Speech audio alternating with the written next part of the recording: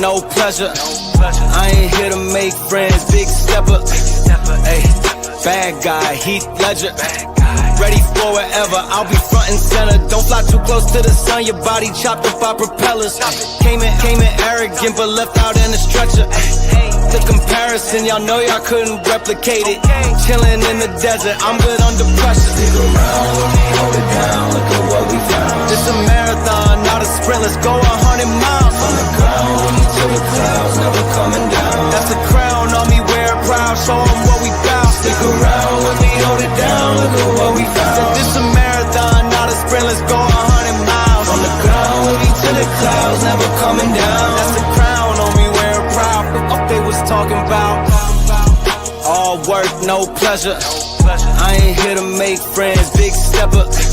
Ay, bad guy, Heath Ledger. Ready for whatever, I'll be front and center. Quick to sever, however, whoever. Raining from above, we shooting down through your umbrella. Ay, getting fed up, nothing you could tell us. Snapping every shot I take, just wait till it develops. Stick around, let me hold it down, look at what we found. This a marathon, not a sprint, let's go 100 miles. On the ground, running to the clouds, never coming down. That's a crown on me, wear it proud, show 'em what we bout. Stick around, let me hold it down, look at what we found. So this a marathon, not a sprint, let's go 100 miles. On the ground, running to the clouds, never coming down. That's a crown on me, wear it proud. Up they was talking about. Stick around, let me hold it down.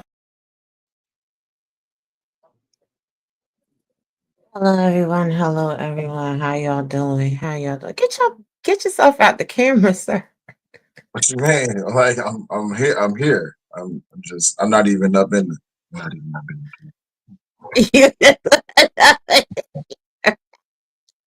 Oh God, you guys, welcome to my life. Welcome to my life. Jesus. Okay, this is what I deal with. Anyway, we are gathered here today in the court of public opinion to discuss this explosive lawsuit against Fox Sports. Now, this lawsuit is juicy. It's full of all type of twists and turns. Honey, you guys, you can't even believe it. And at the center of it all is a basic conversation about harassment at the workplace, inappropriate relationships, and inter-office dating. Now, I was on the Wildest Wake Up Morning Show. Shout out to Sharon Bracey. And he was really trying to have the conversation. However, the people that were involved in the conversation were being intellectually disingenuous. Because in these male spaces, the blame is always shifted and catered to the woman. Thank you, Riaz. It's never looking at the whole situation in totality. Hey, Amanize. And it's never really actually going to seek knowledge and get to the brass tacks of the situation and find out what is really going on. So on my show today, we are going to get to the brass tacks of the situation and find out what exactly is going on. Is it really the woman? Or is the HR policies we've all become accustomed to still in crucial need? Because also mentioned on the show was that harassment in the workplace, right? Exactly, Amanize. That harassment in the workplace is antiquated, that these laws should be abolished, and this is the reason why marriage rates are at an all-time low. Because men can't have their way with women and act like cavemen. Just like monkeys in the jungle. Anyway, let's begin. Darling, how's your morning going? So far, good. Work is already complete for the day, so I got the rest of the day free. So what we on? Oh, be on whatever you want to be on. What you want to be on? You know what? Don't say that out loud. That might be considered essay in the workplace. I'm not at work, so because this is how you know who actually took training when you talk about things like this, like sexual harassment training and all of that and the other. This is how you know wherever job that these people say that they got that they never be at work at. When they get up here and they say stupid shit like this, just let you know that they actually have no training when it comes to sexual harassment in the workplace. We're gonna just eliminate. Well, I don't think we really can in this show. So this show might be a yellow show. So please be sure to hit the Cash App and the Super Chat. Support the content. Support the content. All right. So I was really actually kind of annoyed. You know, I don't usually rage quit, but today was a rage quit situation. I'm not even going to act like it was anything other than that. I was extremely incensed and I had to leave. What were your thoughts in watching the Wildest Wake Up show and these people's reaction to this lawsuit? From today, Yes. what I Hey, think. Rocky. Hey, Rocky, what's going on? From today, what I'm saying. What did I say in your chat? The inability of something. The inability to sexual. Oh, that's what it was. When I heard the complaint that men are saying that they don't have that they're having the inability to sexually harass women at work is the reason why marriage rates are so low, or why successful marriage is so low. From my training and from being in leadership and leading people, I can just tell you right now, if the workplace has to incorporate sexual tactics into it to be successful, that company is going down extremely fast. And that's for men and women. The truth of the matter is that if you can't get your rocks off at home with your wife or your girl or your significant other, whoever it is, then what they're saying is they should be able to do it at work because they already go through stress at work, so they should be able to have some relief. They want to go and smack a woman on the ass, or they want to go and say something sexually explicit about her, or they even want to be having a sexually driven conversation even though the woman is not in the room, but she's in earshot range. Again, this is what I'm talking about sexual harassment in the workplace. Y'all truly don't know what that shit means. Now, I get it. I get the position that they come from. Do I agree with it? No.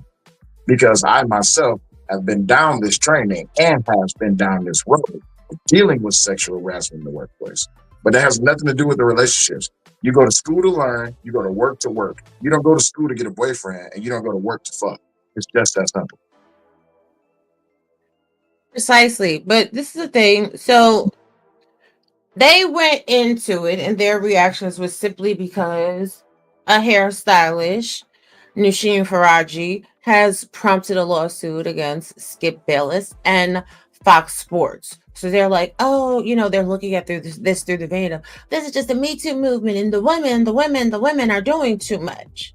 Mm-hmm. Instead of actually digging into the meat and potatoes. Hey, ask high questions, get blunt answers. Oh, happy birthday, Rocky. Happy birthday. My baby's birthday is on Friday. Or as Mick would say, happy birthday, Rock. So silly. The baby's birthday is on Friday, so shout out to all the Capricorns in the building.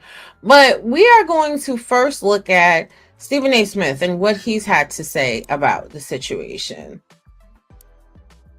Well, nothing about what happened. No intimate details.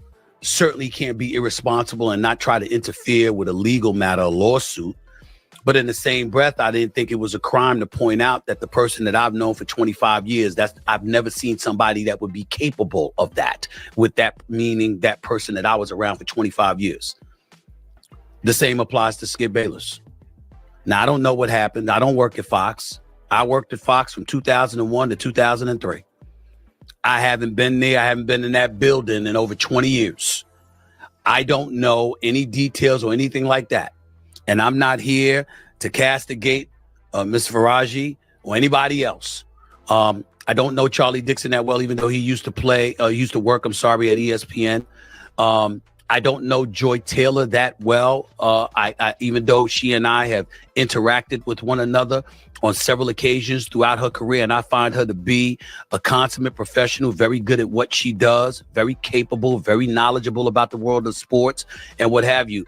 I also know that she's big on women empowerment, so it's hard to imagine her saying get over it. But again, I don't know.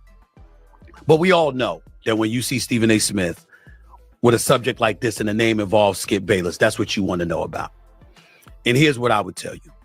I don't know what happened. But just like I said, I've known Jay-Z for 25 years. I can't imagine that. I've known Skip for just as long. I can't imagine it. I can't imagine it. Especially when they brought up the $1.5 million. The Skip Bayless I know has a hard time giving away $15. He's one of the cheapest people I know. That's just me. But that doesn't mean that I have any inside knowledge about any of this. I don't, and I'm not going to get involved. I think it's incredibly dicey and irresponsible for people who don't know to act like they do know. But in the same breath, I also feel it's important that if you know people or you think you know people and you've had a long-standing relationship with those people, that it's not a crime for you to say the person that I know, the person that I've been around, the person that I worked with in his case, you know, for 4 straight years from 2012 to 2016, doing First Take every weekday morning at 10 a.m. to 12 noon. The person that I knew since our days at Fox Sports when we would appear on Jim Rome's show. Okay, The Last Word and stuff like that. And we were in the same Fox building off of Pico Boulevard and Avenue of the Stars. The person that I've seen that really, really trusts almost no one and doesn't expose himself to anybody, you know, eating the same breakfast and lunch every day. His vice is a Diet Mountain Dew, and he doesn't socialize with people. That's the guy I know. So imagining him being in this kind of position is shocking, to say the least. All I could tell you is that it's not the Skip Bayless I know. But obviously, this is a legal matter he's going to have to deal with because this situation doesn't appear to be going away. A lawsuit has been filed.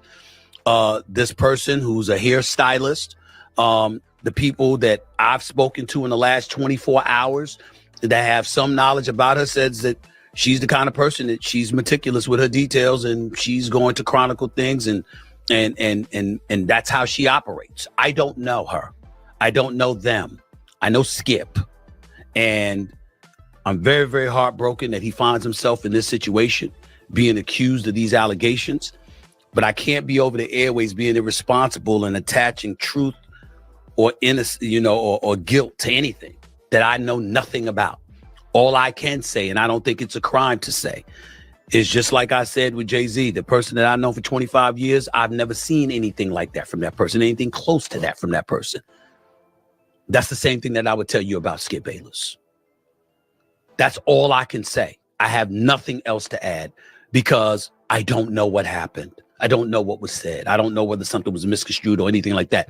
That's where I'm coming from with it, Tori. I know you had thoughts and opinions about this. I'm really interested in hearing what you have to say. You are a lady in this industry. You've been a journalist for years. You know what level of professional integrity is supposed to come with the business. You know the tenets that come associated with it. And obviously, I am not a woman. You are. And so when you see a story like this, I'd like to know what your thoughts are and any perspective you could provide. My initial reactions were disappointment as well, because Skip Bayless has an incredible legacy in the sports commentary world. You worked alongside him. Everybody knows Skip Bayless. And it was disappointing to know that his name was going to be, when you Google his name today, this is the lawsuit that's going to pop up. And this may pop up for several weeks now. So you can't get away from something like this once it's in writing. Now, this is a civil matter. And anytime you're reading a 40-page document like this, when I read through it, you know, initially, you know, you have to be unbiased when you're listening to these allegations, but you have to remember that this is simply that, allegations. And this is going to be an issue that's going to be talked about for several weeks. But initially, I was disappointed to see Skip's name in this, as well as Ms. Faraji. You know, as a woman, I can tell you that whenever you hear about your colleagues or anyone going through this, you're hurt for them. You know, and based off her allegations in this civil lawsuit, she says that she spoke to several people about trying to talk about some of the things that she was allegedly exposed to. And she was told to be quiet and that if you want to keep your job as a single mother, you need to let this go. And it seems that she was there for a number of years, 7 to 10 years that she was there. And she talks about a number of different allegations and different instances when she was exposed to other people. She mentioned Charlie Dixon, executive vice president. She mentioned that she was allegedly at a bar where, you know, her back was groped, etc. So there's a number of different allegations as you comb through this suit that are alarming. And then the silencing behavior that allegedly took place. And unfortunately, Stephen, in this world that we live in, I mean, it's one of the reasons why I left the sports industry initially, because I felt like I was people were flirting with me and not taking my perspective or my preparation seriously when I would show up to interview them. Now, someone else also said that attractive women, hey, M. Mills, attractive women basically shouldn't work. Because if they work, they should expect to be flirted with. Now, as we just heard, this woman states, and we're going to read, because we're going to start reading through the lawsuit today as well, that she was silenced. Don't say anything. Don't do anything. You're a single mom. You have to be able to keep your job and take care of your kids. I mean, hell, we know that that's the rhetoric of men, especially in these spaces, because what do we always hear? Sing the song for me, honey. Which one? Because there's so many. It's so many disrespectful songs that they got. So which one in specific? Give me the lyrics and I'll sing it for you. And now you're a single mom. And now you're a single mom. You let her hit it raw. Now you're a single mom. Listen. You want me to give my take first on what Skip was talking about, or my reaction to this whole thing? Especially with what the young lady just said. Let's react to this clip, because that was Stephen A. Smith and Tori somebody. So let's react to that. All right. So what Stephen A. Smith is doing right now is damage control on his part, because Stephen A. Smith worked with Skip for so damn long, and he always the one to always back up Skip and say, "Oh, I've never heard nothing egregious about that man. I've never heard nothing negative said about that man. I've never heard this and that and the other. I've never heard scandal." But we all seen how Skip has been openly disrespectful to Shannon Sharp over the last 2, 3, 4, 5 years, something like that. So it wouldn't put it past me that he has the ability to be disrespectful to anybody. And I'm not saying that just because Shannon Sharp is a black man. I'm just saying that about anybody. No one is perfect. We need to get away from this whole concept that, oh, I've known this person years. That person, just like anybody else, has the propensity to be degenerative. Let's just be honest. This is why training within the workplace and also training within the home, how you raise, is very important when it comes to these type of conversations. What the young lady just said speaks to this whole entire thing. She said, this is why I changed the direction on how I do things, like when it comes to interviews and stuff like that, with people flirting with her. So you can't say that it's not Skip. You can say is, I've never known Skip to do this around me, but I do understand that he has, just like everyone else, the probability to participate in bullshit as well. Not because of who he is, not because of his gender, but just because he is a human being. Everyone falls from grace at some time. When people think they can get away with it, they're going to do it. And that's what this is. So we can't, to Stephen A. Smith, stop it. Just because you've known Jay-Z for 25 years, to sit back and say, well, I've never known for him to do this. That's great, but we all know about the Aaliyah story. We all know about, what's the young lady's name? Foxy Brown. We all know about the Foxy Brown story. Right. So how many different, hell, we've all heard R. Kelly's music for forever. It wasn't until the tapes came out that people really was just like, oh, really? Hell, everybody know who Diddy was. They heard the allegations, but now we're finding out the truth about Diddy. Kathy White, right? So to sit here and say that the person doesn't have propensity to do this is bull crap. Let's get that out the way. For the young lady, the hairstylist, I'm gonna reserve my comments for later when we get into the paperwork and it's actually being saying what's being alleged in black and white. But people want to be dismissive about what people go through in the workplace, be it men or women. I can give you examples of what I went through in the workplace. Baby, you know my job. You know where I work. You know what type of job I got. And you know what type of employees I have. I have majority female employees. And baby, what's my number one thing I'm always pushing? That don't even talk. Listen, if he could get away and go through the whole day without even talking to these women, baby. We need 2 people in the room in addition to you. Thank you. I need a witness in the room, because I know as a black man in a position of leadership that I'm going to be targeted to some degree. All it takes is one word, one look, one bad conversation, and I lose everything, along with what's going to happen for the next couple of years once it comes out. So that's why you have to be careful with how it is that you behave within the workplace, and also just in life, period. Go ahead. Right. But you know, Skip Bayless, according to Stephen A. Smith, is a boring man. He eats the same lunch every day. He only has a Mountain Dew. But this is Noushin Faraji. Now, a man that sits there and he doesn't eat anything and he doesn't go anywhere, this is a stunning woman. I could see why he would be intrigued or tempted to take a risk. You have people in the comments that are like, oh, well, I can understand it now. I understand why you would offer $1.5 million. Offering someone $1.5 million means you don't really have any game at all. Like huh? No, go ahead. You're literally willing to pay for the box. Allegedly. So now there was someone else that was mentioned in this lawsuit. Only I'm not going to put him in the title, first of all, because I respect his platform and I respect him as a whole. The elephant in the room, Mr. Shannon Sharpe. Now, according to the New York Post, Skip Bayless, a longtime sports commentator and the former co-host of Fox Sports 1's Undisputed, was sued by a former hairstylist with the network and accused of offering her $1.5 million for sex and inappropriately touching her.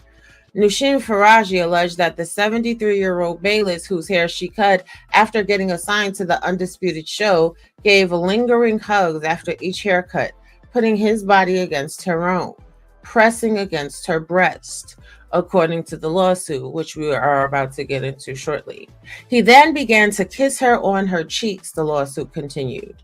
Miss Faraji was uncomfortable by the physical contact and would make excuses to leave right after the haircuts. Faraji worked for Fox Sports from 2012 to 16, part-time, and then full-time from 2016 to 2024. Bayless, the lawsuit alleged, also told Faraji that he'd change her life if she agreed to have sex with him. She repeatedly denied his advances, according to the lawsuit, and told Bayless she did not date at work. In 2021, Strolling Stoner, Faraji, a single mother, allegedly informed Bayless about an issue she feared could be cancer after she developed issues with her left ovary and had a fourth biopsy planned, hoping Bayless would take pity on her and seize his advances, according to the lawsuit. Instead, Mr. Bayless told her that he wanted to be with her, the lawsuit alleged. Miss Faraji panicked and began rambling that there were cameras everywhere, that she has a child, that she does not want him. Mr. Bayless then grabbed her hands and began kissing them and offered her $1.5 million to have sex. Bayless was accused of making another advance towards Faraji a week later, which prompted her to respond, "Skip, stop. You have a wife." Aren't you Muslim? Doesn't your dad have 3 to 4 wives? Bayless allegedly responded, according to the lawsuit. Faraji told Bayless that her father was dead. And thank you, TBE. And when Mr. Bayless looked taken back, she made an excuse to leave, the lawsuit stated. The lawsuit also alleged that Bayless, on multiple occasions in 2022, accused Faraji of having sex with former NFL tight end Shannon Sharpe, his Undisputed co-host. When he allegedly found out the following year that Faraji and Sharpe never had sex, Bayless apologized to Faraji, according to the lawsuit. He also allegedly told Faraji in December 2023 that he still loved her and again tried to have sex with her, the lawsuit stated. The 14-count, 42-page lawsuit filed Friday in Los Angeles also specifically detailed allegations against FS1 host Joy Taylor and FS1 Executive Vice President of Content Charlie Dixon. We take these allegations seriously and have no further comment at this time, given this pending litigation, a Fox Sports spokesperson told the Post in a statement. Bayless spent 8 years as the co-host of Undisputed before leaving in August of 2024. He began his career in the sports media industry as a print writer and previously worked for ESPN before joining FS1 in 2016. Now, let's hear what Uncle Shannon had to say about this. Address the elephant in the room. You're trending on Twitter. That ain't got nothing to do with me. Guys, the news of the day, absolutely, it doesn't. What y'all want me to say? That ain't got nothing to do with us. Yeah, that ain't got nothing to do with me. So there's nothing to address. I don't know why everybody if you notice, everybody's posted it. They got me. In the 42 pages, it don't mention nothing about Shannon Sharp did anything. But y'all want to get clicks, so y'all mention me. Right. Yep, ain't got nothing to do with us. Now, to me, that is an issue of contention that men in this space should be talking about and dealing with. A black man that has nothing to do with this lawsuit, that has a successful and prominent platform, is being tagged in behind the actions of Skip Bayless. Make it make sense. What are your thoughts? Of course they want to tag in. Shannon, because you know what he went through last year with his whole expose on Instagram, right? They want to tag in Shannon because Shannon has been there working with them for quite some time, right? They want to tag in Shannon because, just like you said, a click and a view, a like and a share, cash app and a super chat. They want to tag in Shannon because why not? It's easy. If you bring down Skip, you might as well go ahead and bring down Shannon as well, right? Because it's easier to believe that a big buff black man who played in the NFL, who's a Hall of Famer, who got all these rings and got all of this clout and got all these accolades, it's better to bring down him along with Skip. Because Skip is the poster, he's the golden child of news reporting, right? So why not tag in Shannon? Because he already got a scandal on his record, right? But you see how Shannon handled that. And he handled that well. And he actually moved on from it. So why are we now trying to bring him back and forth? Stupid. He handled the way he was supposed to handle. Go ahead. Child, listen, it's a lot going on. Now, y'all see from the thumbnail, honey, there's a lot of people listed in this lawsuit, and it's going down. Like, it's going down basement. This is the most inclusive lawsuit that I've seen in a long time. So let's get into it. Now, this lawsuit was electronically filed by Superior Court of California, County of Los Angeles, 1/3/2025, 11:46 a.m.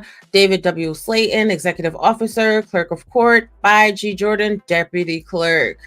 So now, y'all see the case number. Noushin Faraji, individually and on behalf of others similarly situated, is the plaintiff. Who is she suing, y'all? Who she suing, y'all? Honey, all of them. Everybody. She is suing. Yes.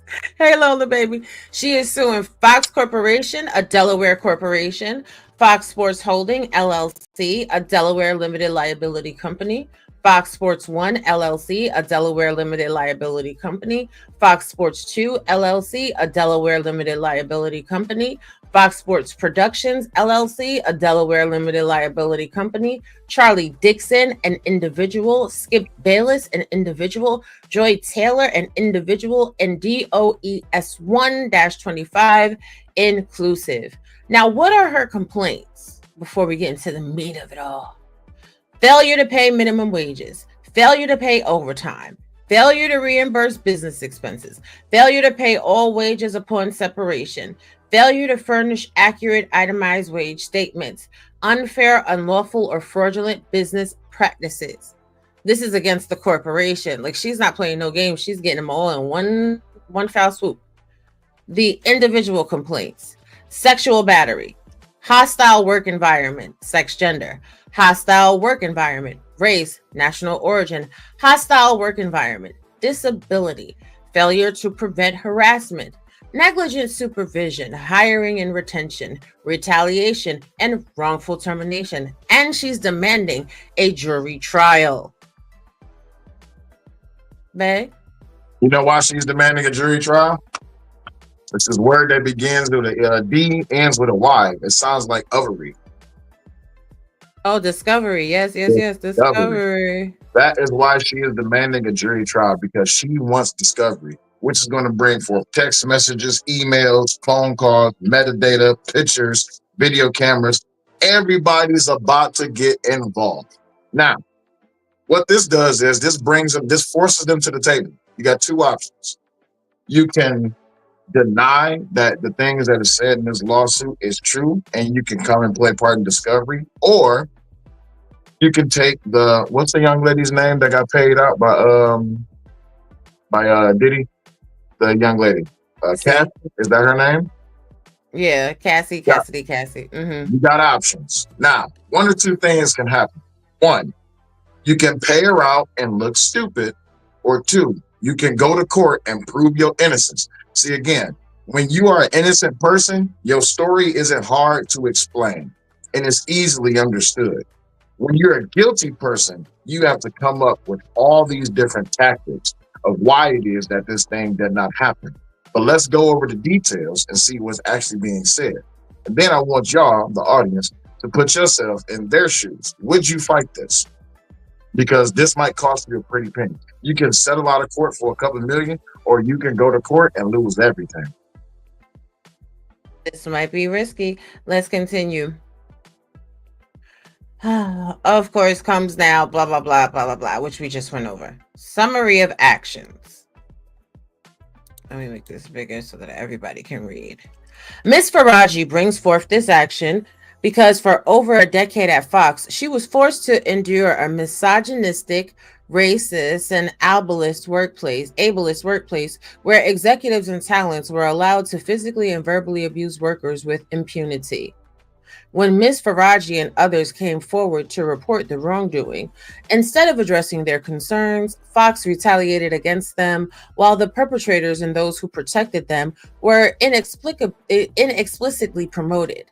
This case thus represents yet another in a long line of cases chronicling the toxic culture at Fox, marked by bad faith promises and repeated failures to address the poisonous and entrenched patriarchy. Damn, they come for patriarchy. Whew.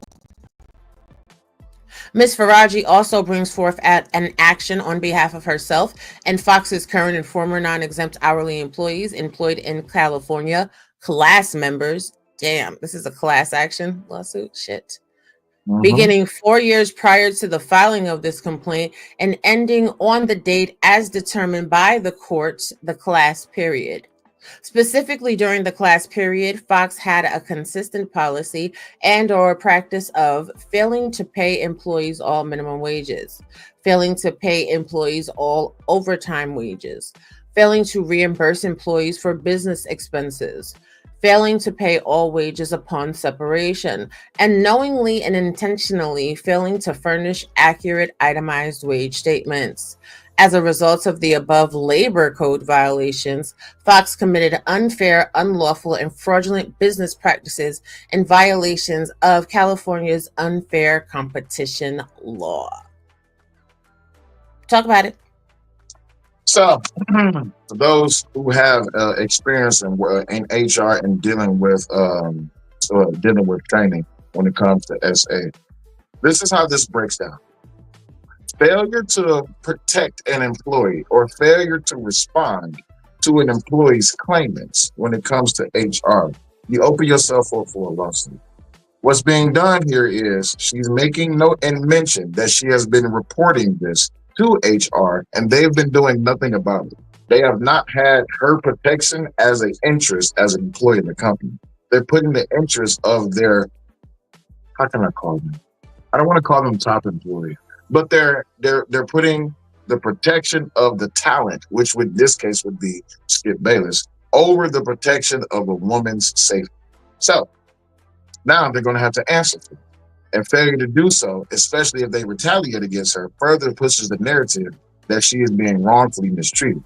When it comes to not paying her out the correct expenses that she's supposed to be paid, that speaks to the wage gap and the mistreatment that women are suffering from within the workplace. We just talked about this last night when we was having a discussion about do women have to, or are women under more pressure to succeed rather than men? But let's keep getting into it. Right, and they act like it's not true, but it is. I want to get a little bit into the parties of this case. Defendant Charlie Dixon is the executive vice president of content for FS1, Fox flagship multi-sport national network, overseeing all content and production on the network. Mr. Dixon was, in July 2016, the very first significant hiring of former Fox Sports president Jamie Horowitz, who was terminated from Fox due to reports of sexual harassment. At all relevant times, Mr. Dixon was an agent of Fox and had authority to make decisions impacting Ms. Faraji's employment.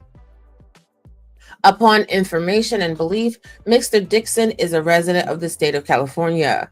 And then it goes to talk about Skip Bayless, and he had authority to make decisions impacting Ms. Faraji's employment.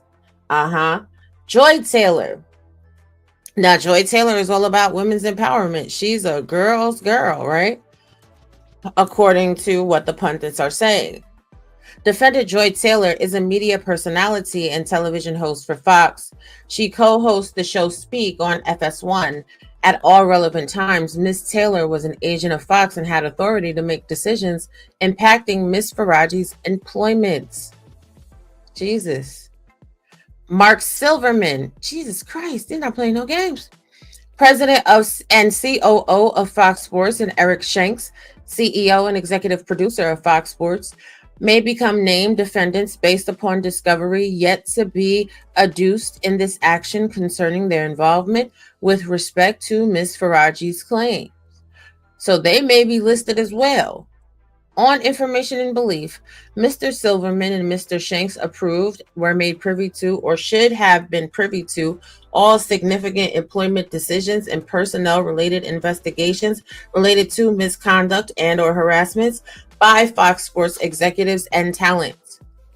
Further, on information and belief, Mr. Silverman and Mr. Shanks, along with Fox legal teams, who worked hard to protect perpetrators by forcing individuals who were witnesses to or targets of misconduct and or harassments to sign NDAs upon separation from employment.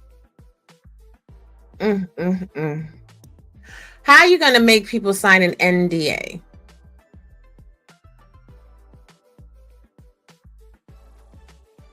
So here's the thing with the NDA. They could try to pass off the NDA as to, we don't want you saying or taking any business related information from Fox Sports News to ESPN or any opposition that is any corporate opposition, right? But when you read through the fine print of what that NDA entails, it talks about everything that is involved within the company. As a person who was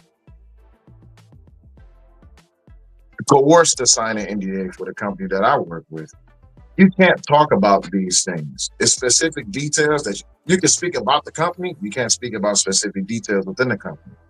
With these women and with these men, this NDA that they was coerced to sign along with their contract, it comes with the understanding that you can't speak out against the company regarding these things, especially when it comes to sexual harassment allegations, when it comes to fraud within the company, when it comes to payment gaps and all this, that, and the other. They don't want you speaking out. They don't want you speaking out at all. But when you do speak out, then they're gonna bring up the NDA. Oh, well, you signed the NDA. Yeah, well, I signed the NDA to work with the company that I would not go to opposition and release details that would put this company down. But I did not sign that NDA to be sexually harassed. That's not the agreement that I signed. People need to understand this. That NDA does not give you permission to sexually harass a person. I don't care if you're a man or a woman.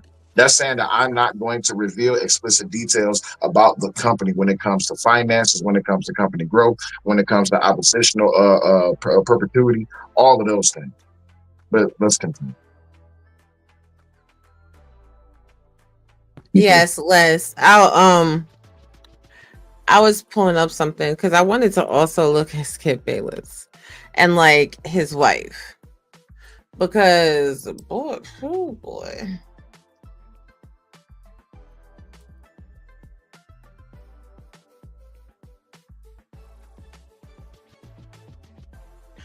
Now, this is 4 days ago. This is from the day that the lawsuit was filed. New Year's resolution. Well, the psychic once told me I'm the mother to the world. Yes. Try not to take care of everyone else and take care of myself. I always worry about other people over me.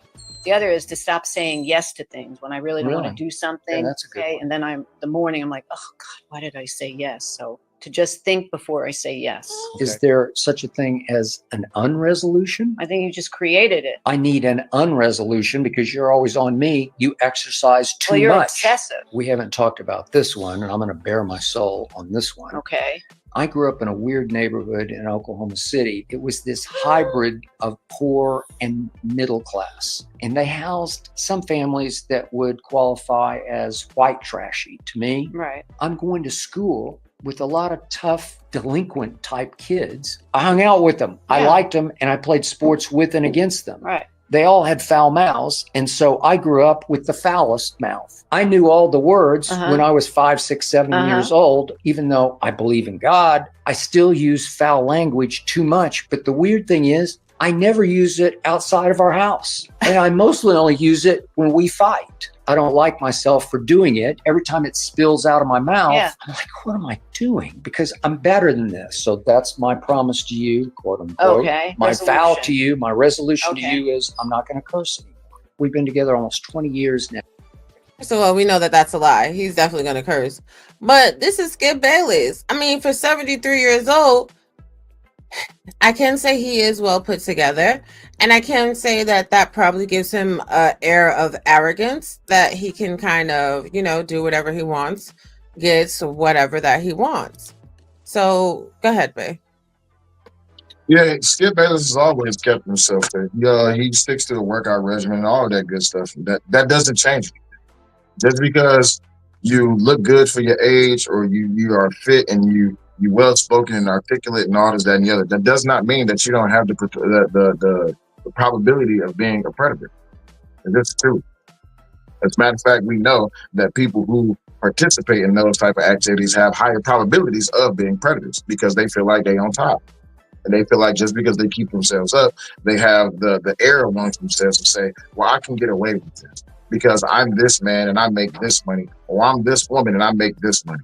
Everyone has the probability to be a predator. That doesn't change anything. And just because you sit there with your wife, that doesn't paint you the narrative to being innocent. Because everyone, when they think that the cameras is off, or when they think that they can get away with it, guess what they're going to do? They're going to try it. They're going to try it. Yeah, especially if you put money behind it, they're going to try it. Well, let's get into the background story of this lawsuit. Factual background. In 2003, Ms. Faraji began to work at Jose Iber Hair Salon, a sophisticated salon providing cutting-edge styling and coloring techniques and treatments to high-profile clients. Around 2010, Ms. Faraji was introduced by a coworker at the salon to Gail Behrman, the former president of entertainment for Fox Broadcasting Company, and Dana Walden, the former CEO of Fox Television Group. Shortly thereafter, Ms. Faraji began accompanying the co-workers to do Ms. Walden and Ms. Berman's hair at their homes and on the premises of Fox. Over time, as Ms. Faraji's co-worker became busy with other clients, he sent Ms. Faraji on her own to do their hair at their homes and on the premises of Fox. In approximately 2012, a makeup stylist who would do Ms. Walden and or Ms. Berman's makeup when Ms. Faraji worked on their hair recommended Ms. Faraji for a position at Fox. Fox then hired Ms. Faraji as a part-time employee. When hired, Ms. Faraji was asked to bring her own tools for her work. She would later discover all of her co-workers received a kit fee for bringing their own tools. However, she herself would not receive a kit fee until 2019, approximately 7 years after she started working at Fox. In addition, while Ms. Faraji was a hairstylist, her supervisor, Gina Peretti, also required that she do the job duties of a barber, i.e. cutting hair. When Ms. Faraji complained to her union, they told her while cutting hair was not in her contract, Ms. Peretti was known to be difficult, and it was best to just comply with her request. Accordingly, throughout her tenure, Ms. Faraji both styled and cut hair. In 2016, Fox hired Ms. Faraji as a full-time hairstylist. Now, I was going to say that, like, okay, it makes sense if you're part-time, they wouldn't pay for your supplies. But if they hired her full-time in 2016, they should have paid for her supplies at that point. What are you thinking? Hey, Christopher J. Hey, Christopher J, what's going on? So it all depends on the contract. And I hate to say it like this, but it does. But I'll put it like this. When you're hired to clean, do they provide you cleaning? Do they provide you chemicals, specific chemicals that are OSHA FDA approved? Or do you have to bring your chemicals? Look, that's the point I was making. They provide you with the chemicals. You don't bring your own chemicals.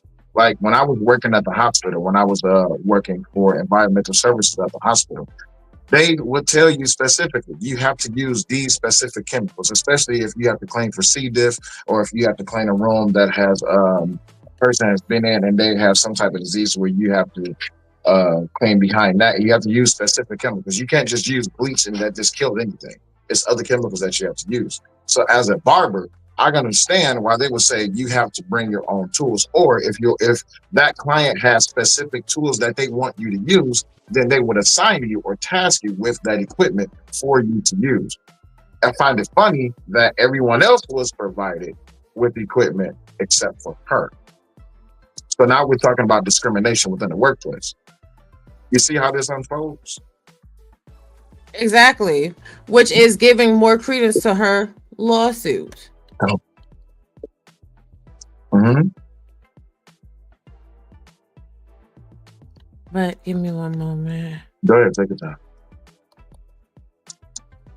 I'm going to drop the link. So if anybody wants to come up while we're reading the lawsuit, because I think it's easier to talk about these type of conversations when you have the document in front of you, as opposed to everybody just making, hey, softer side of CC. I think I said hello before, but there's nothing wrong with saying hello again. When you're having these conversations, it's kind of easier to navigate when the document is right in front of your face. Okay, so who is taking notes? Baby, are you taking notes? Yeah, I'm taking notes. Okay, so first issue, they didn't pay her for her kit fee. Problematic. Let's continue. Mr. Dixon gives Miss Taylor undisputed as a reward for having sex with him. Excuse me? Yep. What? Promising favors, promising accolades, or how do they say it in HR? You're promising things for sexual act. But this, go ahead. That's going to be super hard to prove. Unless this is why discovery is important. Unless there's a text message or an email that says, hey, if you do this, I'll do this for you. Okay, we're going to just read through. We ain't going to make no judgments. We just listen. We don't judge. In approximately March 2016, Ms. Faraji met Ms. Taylor, an inspiring sports personality that had recently moved from Miami to Los Angeles for the opportunity of airtime at Fox. At the time, Ms. Taylor did not have a regular position, but would fill in on a day-by-day basis when talent was sick or otherwise missed time. Ms. Taylor told Ms. Faraji that she was recently wed, but her husband remained in Miami and that she was lonely in Los Angeles. Ms. Taylor then befriended Ms. Faraji. In approximately May of 2016, Miss Taylor asked Miss Faraji to meet for a drink in Santa Monica. When Miss Faraji arrived, she found Miss Taylor with an older man, Fox Sports Executive Vice President of Content, Mr. Dixon. Oh, Mr. Dixon is not an attractive man either. Oh, not there was proof of her going in and out of hotel rooms with the boss. Child, wait a minute, video proof. My God, today. As an executive. He said, is there video proof? Oh, is there? There might be. As an executive vice president, Mr. Dixon is responsible for overseeing all content and production on FS1. Miss Faraji, however, did not know Mr. Dixon. When Mr. Dixon went to buy them another round of spicy margaritas, Miss Faraji asked who he was. Miss Taylor responded that he was just a friend. Following that night, whenever Miss Faraji would meet with Miss Taylor for drinks or food, Miss Dixon would either arrive with Miss Taylor or show up later in the night and leave with Miss Taylor. He would always buy rounds of drinks and or food. From their body language, Miss Faraji suspected that the pair were sleeping with each other. And although this concerned Miss Faraji, as she knew Miss Taylor was recently married, Miss Faraji kept her opinions to herself.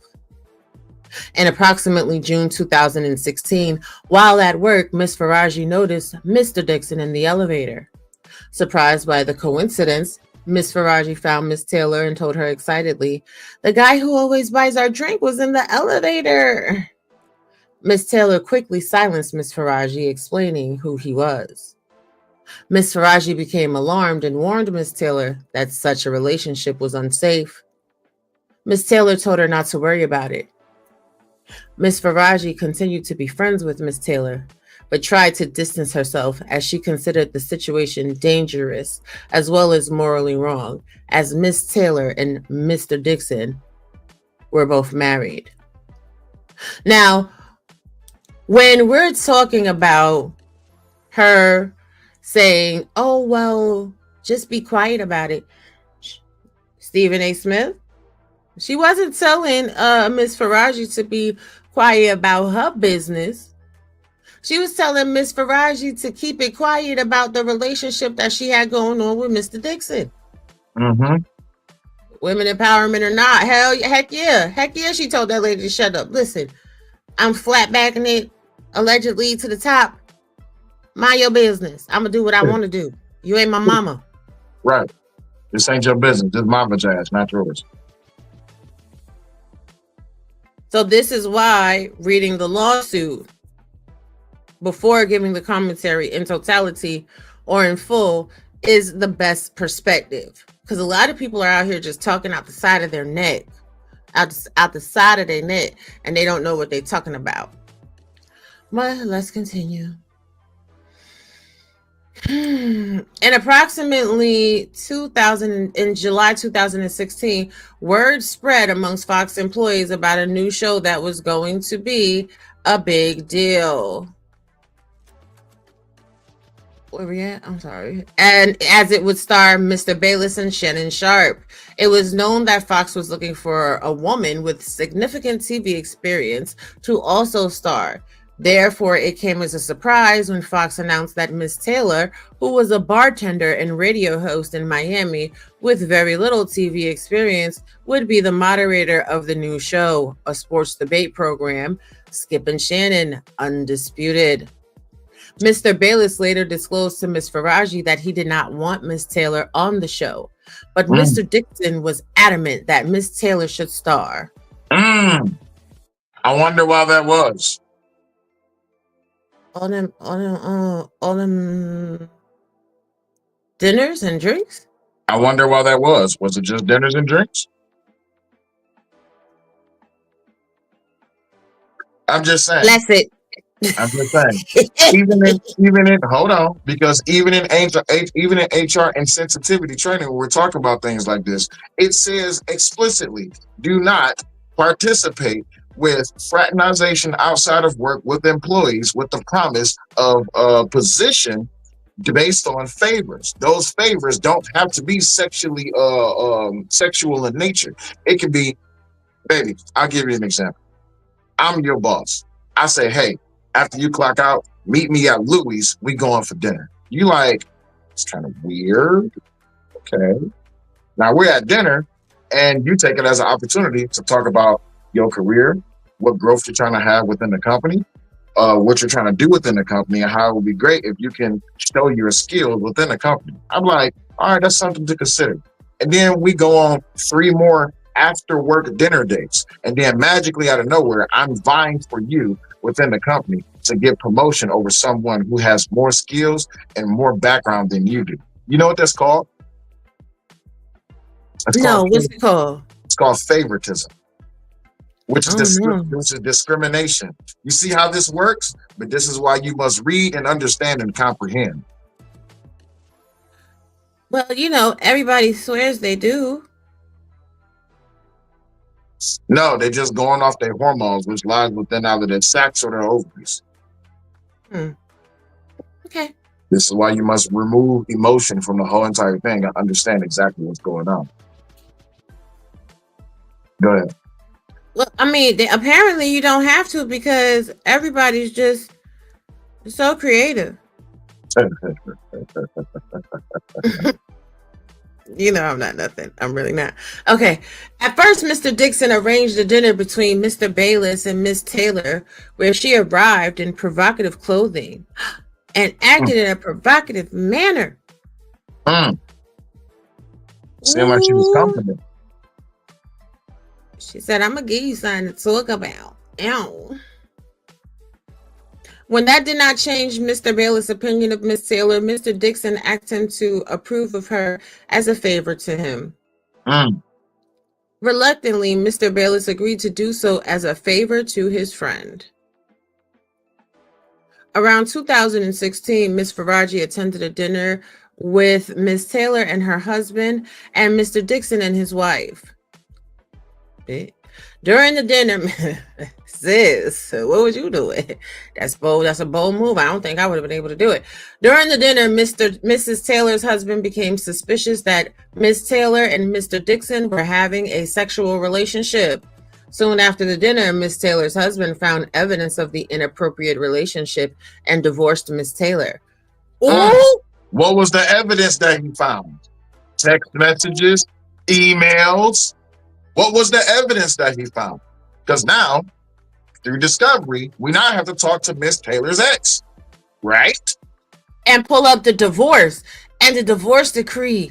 I wonder if that's easily findable.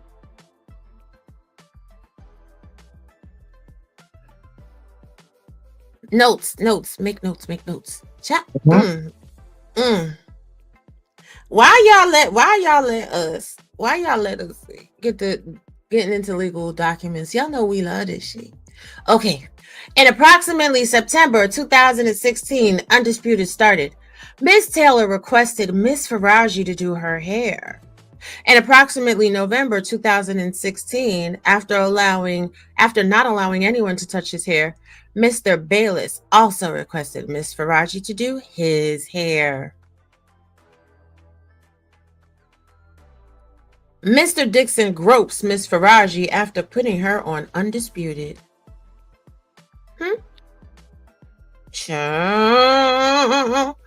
On January 14th, 2017, Miss Taylor had her birthday party at Pearl's Rooftop in West Hollywood.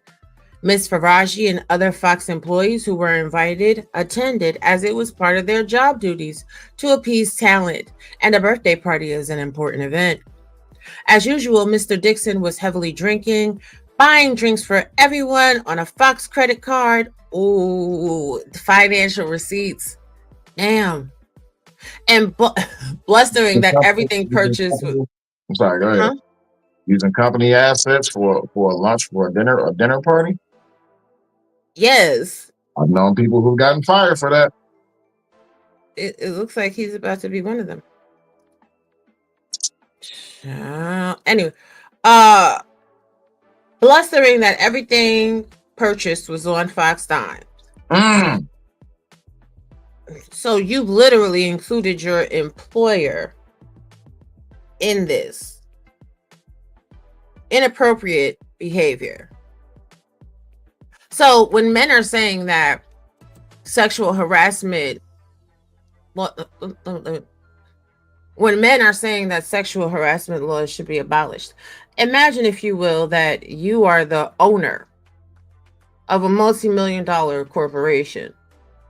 You are assigning the men in your employment, or the women in your employment, credit cards to handle fiduciary responsibilities on behalf of the business. And they are utilizing these funds to engage in romantic and illicit affairs and bragging that they're putting it all on your dime. Now your corporation is listed in a lawsuit. And as you guys saw from the opening, if you were here, if not, run it back in the replay. This is a class action lawsuit.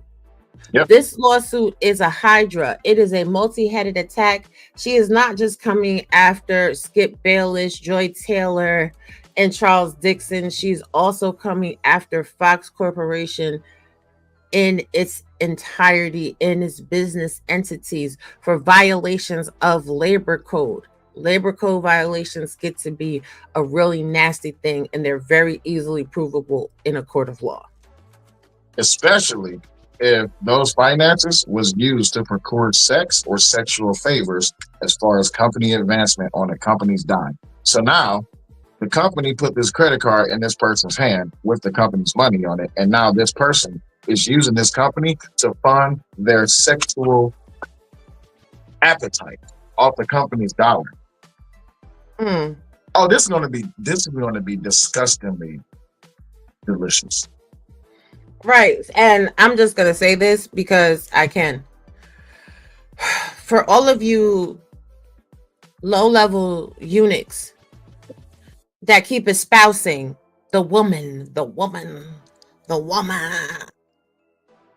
that means you have an inability to look at this lawsuit in totality and understand the depths that this is about to go to.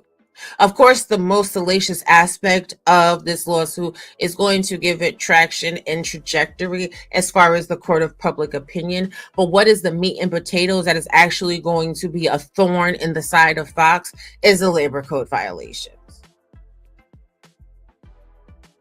See, the salaciousness further shores up the labor code violations by creating a hostile work environment. And for these lawyers to first list Fox as the business entity, to first list how the business entity has violated this person's right, EOE employee or EOE attorneys do not go into the courtroom unless it is a win-win case, because the level of work that they have to do, requesting documentation, requesting transcripts, redacting information that doesn't need to be exposed, detailing these documents for the court, these motions. It's a lot of work. It's a lot of man hours. And they don't get paid on these cases in most instances, except for in a contingency. After the class action lawsuit has been decided and mitigated, then they get about 30% of the settlement. Not to include, this can go on for years. I don't think people truly understand how damaging this can be to Fox Sports Network. I'll just be honest and say it. Ever since Shannon left, it has been nothing but bad news going down at Fox Sports Network, especially involving Skip. But even more so, if they decide to fight this thing, and this goes on for years, and they now the longer it goes on, the more money they're gonna have to pay out if they decide to settle out of court. And also, the longer that it goes on, that's more money that they're gonna have to pay if they end up losing in court. Unfortunately enough, this is what happens when you participate in a lawsuit. When you're the person that's filing the lawsuit, you're putting yourself out there to saying this person did this and this is why I'm suing them. If you lose, you're going to have a hefty price to pay. This is why real lawyers will tell you, you can sue for anything, but make sure it's going to be worth it, because you have to then be ready to potentially settle down with whatever it is that you have. Mind you, what's this young lady's name again? I'm sorry. Noushin Faraji. Noushin Faraji. Her bringing Fox Sports Network to court puts her in a light that other companies may and or may not want to work with her. So now she's going to have to be comfortable with whatever it is that she has And hopefully she has found work in another place before she decided to file this lawsuit. But if she hasn't, it's going to pay a hefty price on her. Hopefully she wins. Hopefully through discovery. It's definitely going to be lengthy, especially with everything that you have to deal with. And also, just like you said, all the redaction that has to be done, all the other documents, they have to make sure that they don't slip up at all at Fox Sports Network, because they can fuck up and reveal some other things. Or it might be some other people that might come forward with some implications or allegations versus these people. But go ahead. Right, which is why they said it as a class action lawsuit. Correct. And not only can other potential victims of the sexual harassment come forward, but other potential victims of wage discrimination, sexual harassment oversight, unfair compensation, lack of itemized work statements. This opens the door for a gang ass of people to sue Fox and win. Now, hold on, I just want to say one more thing before you go forward. The reason I believe that she said it as a class action lawsuit, because as lengthy as this thing potentially may go, she might run out of money. And when you're dealing with big corporations, that's what they want to do. They want to drag this out for as long as possible, because they are hoping that you will run out of money and will want to walk away from the case. If this is a class action lawsuit and multiple people come with multiple allegations against this company, they face a bigger loss, because now, if you think, baby, Google for me right quick. What is the average cost of fighting a class action lawsuit for a corporation?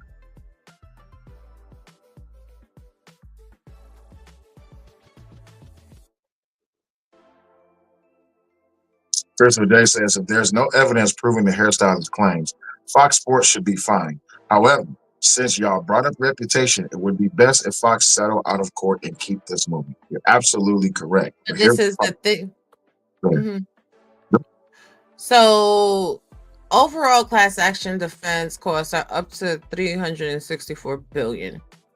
Okay, that's the average cost. $3.64 billion. Yes. Now imagine this is versus one girl. Imagine if it's versus 4 girls. Well, here's the thing. Also, you can't just settle a class action lawsuit. No, I'm not talking about settling it. I'm talking about fighting it. I know what you're talking about. I'm responding to a comment that was in the chat. Okay, what Christopher J just said. So in order to settle a class action lawsuit, the court has to certify it for a settlement purpose. So they have to get a preliminary approval. Then they have to have a time to contact everybody that may have been affected. And then you'll get a final approval. So either way it goes, even if they settle, they're gonna probably wind up paying a hefty fee for this. Now, also, Apex said that Skip Bayless is a cheap man. She would have a more believable case if she mentioned Jason Whitlock, Doug Gottlieb, and other actually known sexual harassers. So now we're gonna sit there and say what? Because someone isn't known to do something, then that means it's okay. If she would have named those people, these are people that are not liked within the sports reporting. So I understand the premise of what Apex is saying, but here's the thing: you don't, with something this big and something this impactful, you don't want to just bring people along that people don't like just because you don't like them. I can't sue you just because I don't like you. I can sue you if I have credible evidence which shows that the things that you've done against me either discriminatorily or if you harass me or something. I'm trying to keep the show green without going into. You've already said it 120 times. Me too. So at this point, yeah. Well, that's not going to push us into yellow. We're talking about something we should be good. The thing is, you can bring those people in, but unless they have something to do directly with the situation, then that wouldn't make sense. In this particular term, no. You only go after those who actually had direct impact on what it is that was done to you. And as far as Skip being Do we have the 43 pages of the suit? Yes. You're just getting here. This is what we're actually reading through. And actually, the person that hired Noushin is a predecessor of a Fox personality or executive that was known for sexual harassment. Mm-hmm. So just run it back a little bit when you get time, but let's get back to the lawsuit before the conversation gets too derailed. 1 second. Let me get to Christopher's comment. Christopher says, as much as I like Skip, the sports columnist and TV personality, I don't have enough information to say he's innocent or guilty of what he's being accused of. Correction. I don't have any information to prove that Skip Bayless is innocent or guilty. Okay, so here's the thing. This is why he's going directly to trial, because we're taking notes on this whole entire thing, right? Because through discovery, we can get all the information which can give us a solid opinion on whether or not a person is guilty or innocent. That's what it comes down to. This is why trial is important, because you can't. If you're going to deny discovery, that means that you have something to hide, right? Go ahead. Let's get back to it, then. Thanks for bringing that up, Chris. Appreciate that. Make sure y'all support the show by hitting the Cash App, Butterfly Progressive, or hitting the Super Chat. Make sure y'all all are sharing it out, and please, most importantly, make sure you like.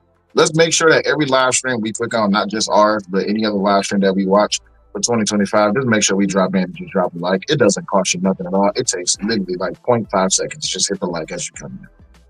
For 2025, let's make sure that we are supporting the content creators that we actually watch. Not just the ones that we just flying through. Everyone is putting in time to actually put together a show, bring about things that are actually pushing the conversation forward, especially when it comes to something that's impactful as this. So please make sure that we support our content creators. Greatly appreciate that. And that's been my TED Talk, brought to you in part by Salem.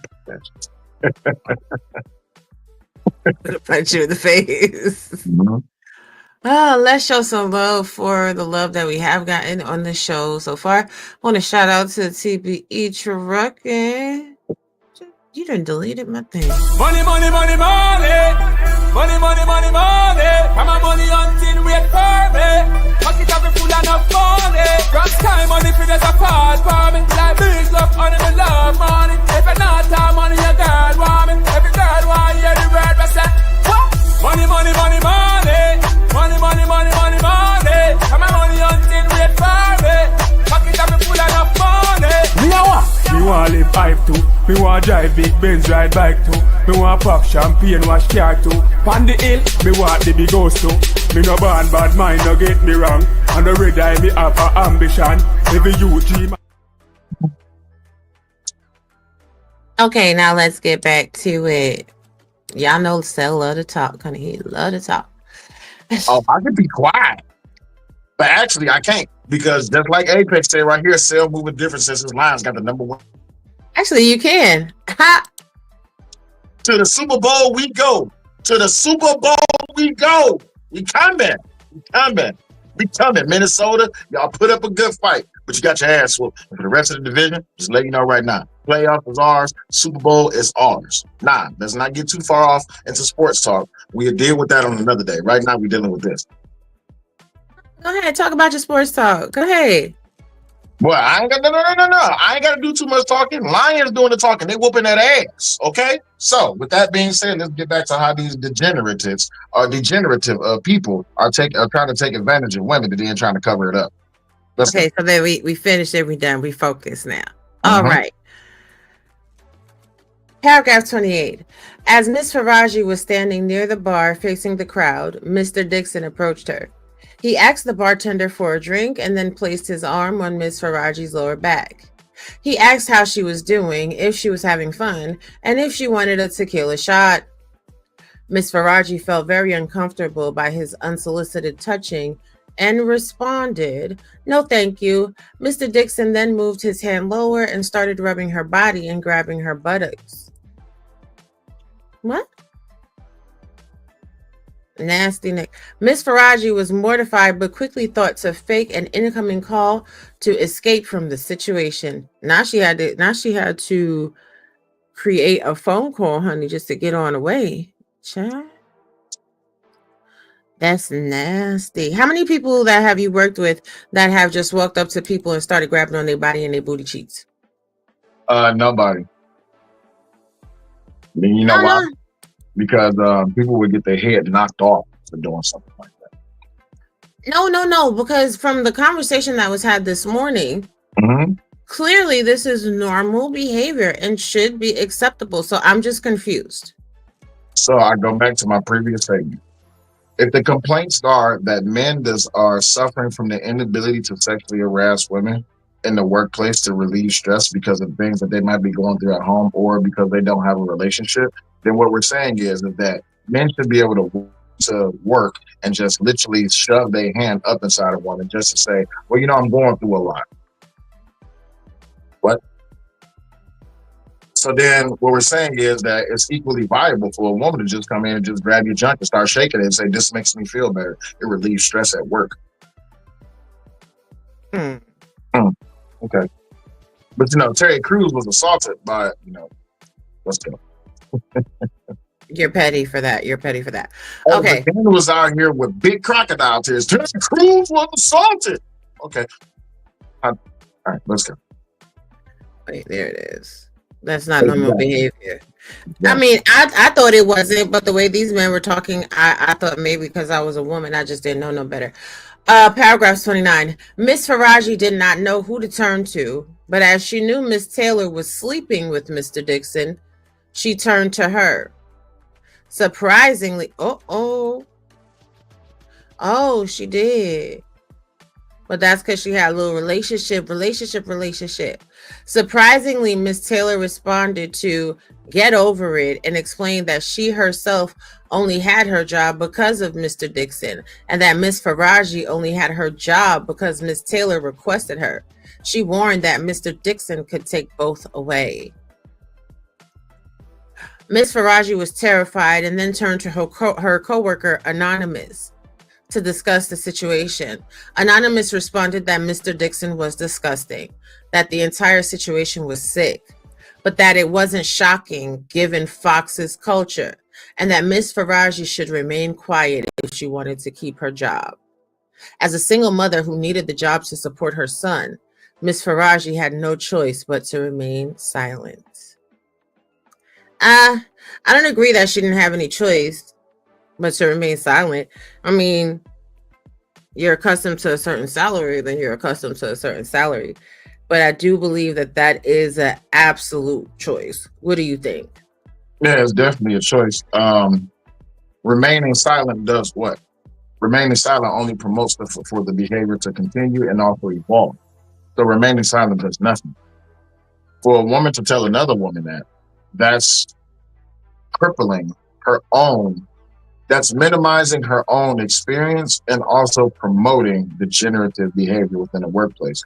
And we're trying to now induce a degenerative atmosphere within the workplace to promote degenerosity. That's the cleanest way I can say that without being too far. But let's go. Child.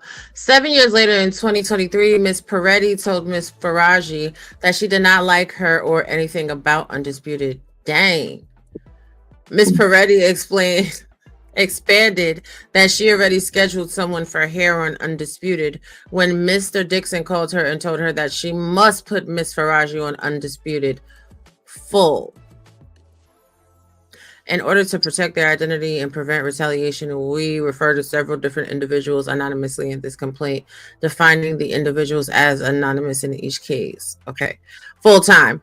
Miss Peretti told Miss Faraji, I didn't like that. That's not how things should be done. Miss Faraji was stunned and devastated as she prides herself on her work and earning her accolades. Later that day, while thinking about her career, she was angry that Miss Peretti succumbed to Mr. Dixon's request, as it gave Mr. Dixon the feeling that he could grope her for giving her a job. Correct.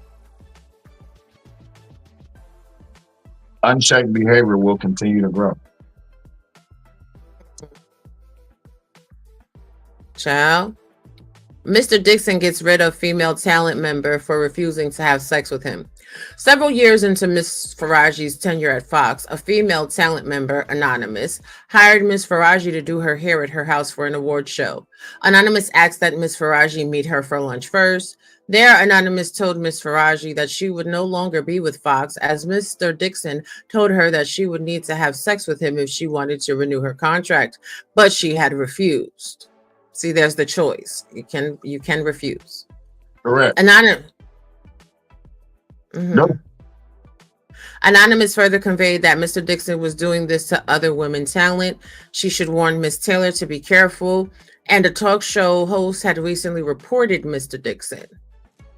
Following the lunch, Miss Faraji called Miss Taylor to convey what Anonymous had stated.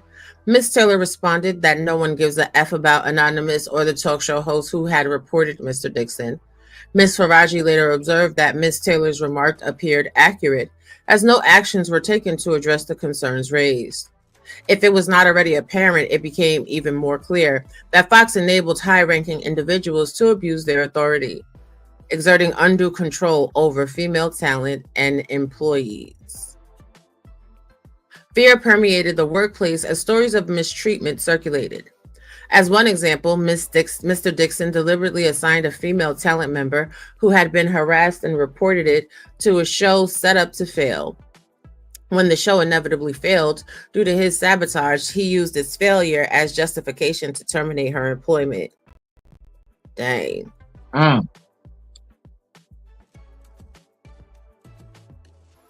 Did you want to add some thoughts to this, babe? Nope, not right now. Go ahead, continue. Okay. In another instance, a coworker who frequently cried in the hallway due to relentless sexual harassment was fired just 1 week after reporting it. These repeated incidents reinforced an atmosphere where speaking up seemed futile and dangerous. Go ahead. That's the last part of Section D. No, speaking to the behavior and how it is that it was taking place within the workplace, and how it is that potential positions or promotions within the company was always based around sexual actions. So this is really building the character to show who he is as a person, and how it is that he was trying to use sex to position people within the company or remove them from the company. Because if you don't give me no trim, you ain't gonna have no job. Child, I refuse. Mm-hmm. Mr. Bayless begins to give Miss Faraji lingering hugs and kisses on the cheek while putting his body against hers and pressing against her breasts. Ew.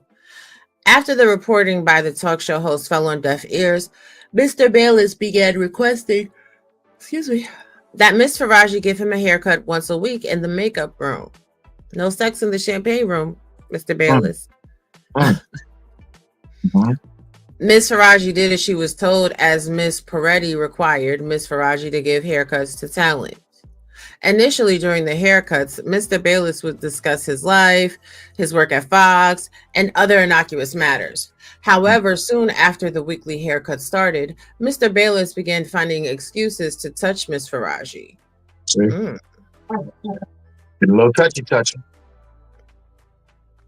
He would give her lingering hugs after each haircut, putting his body against her own, pressing against her breasts. Then he began to kiss her on her cheeks. Miss Faraji was uncomfortable by the physical contact and would make excuses to leave right after the haircuts, i.e., I need to pick up my son from school. In approximately summer of 2017, while Miss Faraji was giving Mr. Bayless a haircut, he told her that she was voluptuous. As English is her second language and she was not familiar with the word, Miss Faraji asked what that meant, and Mr. Bayless seemed amused and told her to figure it out. That's an interesting play on words.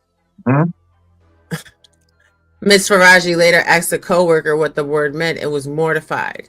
Mr. Bayless then started being more aggressive and direct in his advances.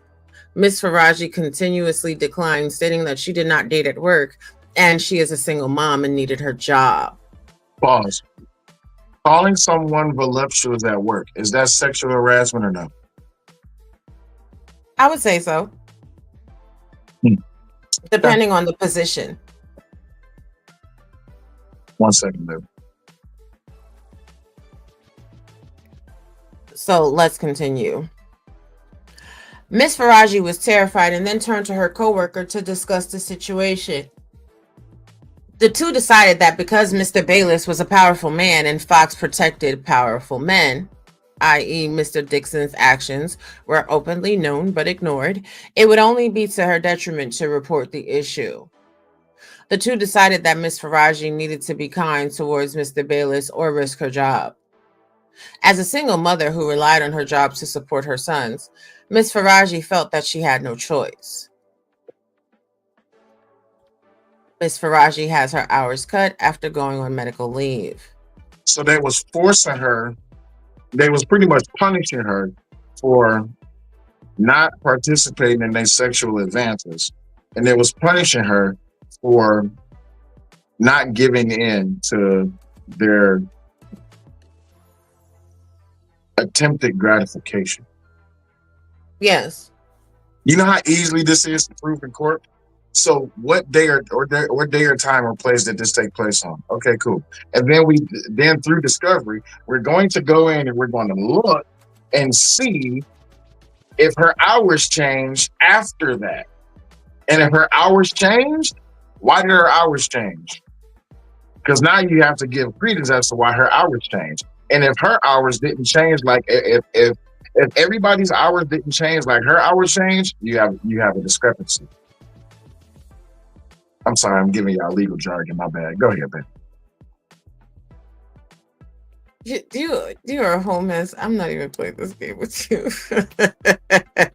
Hey, I do this shit all day, every day at work. So I'm very well versed in this. But let's continue. In approximately November 2017, Miss Faraji hurt her back at work and couldn't move for nearly 40 days and received workers' compensation. Dang, she got documentation like this. This also solidifies her case that like certain things you can make up an allegation. You can't make up the events and the details, especially when things like workers' compensation are involved, because that also requires medical documentation and a history. In approximately December of 2017, when Miss Faraji returned from her leave, she was not provided her full-time schedule and learned from a coworker that Miss Peretti had promised her shifts to someone else. Miss Faraji called her union for help, and her union informed her that Miss Peretti's actions would be illegal under the law. Thank you, Sharon. I appreciate you. Miss Faraji then called Human Resources, who confirmed that she was entitled to her pre-leave schedule. Now, Miss Peretti done told y'all she don't like this woman anyway. So she has documented calls to HR as well. On January 5th, 2018, Miss Peretti called Miss Faraji into her office.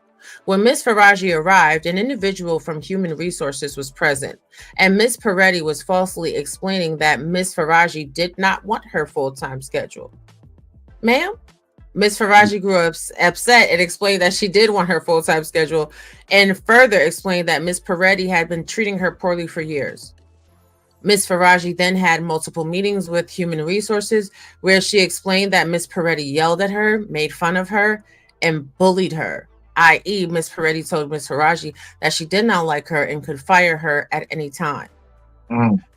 From Miss Faraji's perspective, there was no resolution after these conversations, as she was never informed of any sort of conclusion or action taken on Fox's part. So let's unpack that. Go ahead. HR is heavily involved. Correct. Miss Peretti was very much upset that Mr. Dixon made her hire Miss Faraji and she didn't like her. Mm-hmm. As soon as Miss Faraji went out on medical leave, and you guys know FMLA means that your position actually is to be held for 12 months. Correct. She wasn't even gone for 2 months. The lady tried to replace her job. She tried to get rid of her and then tried to explain, hey, MJ. Then she tried to explain to HR like, oh, no, she didn't want her job.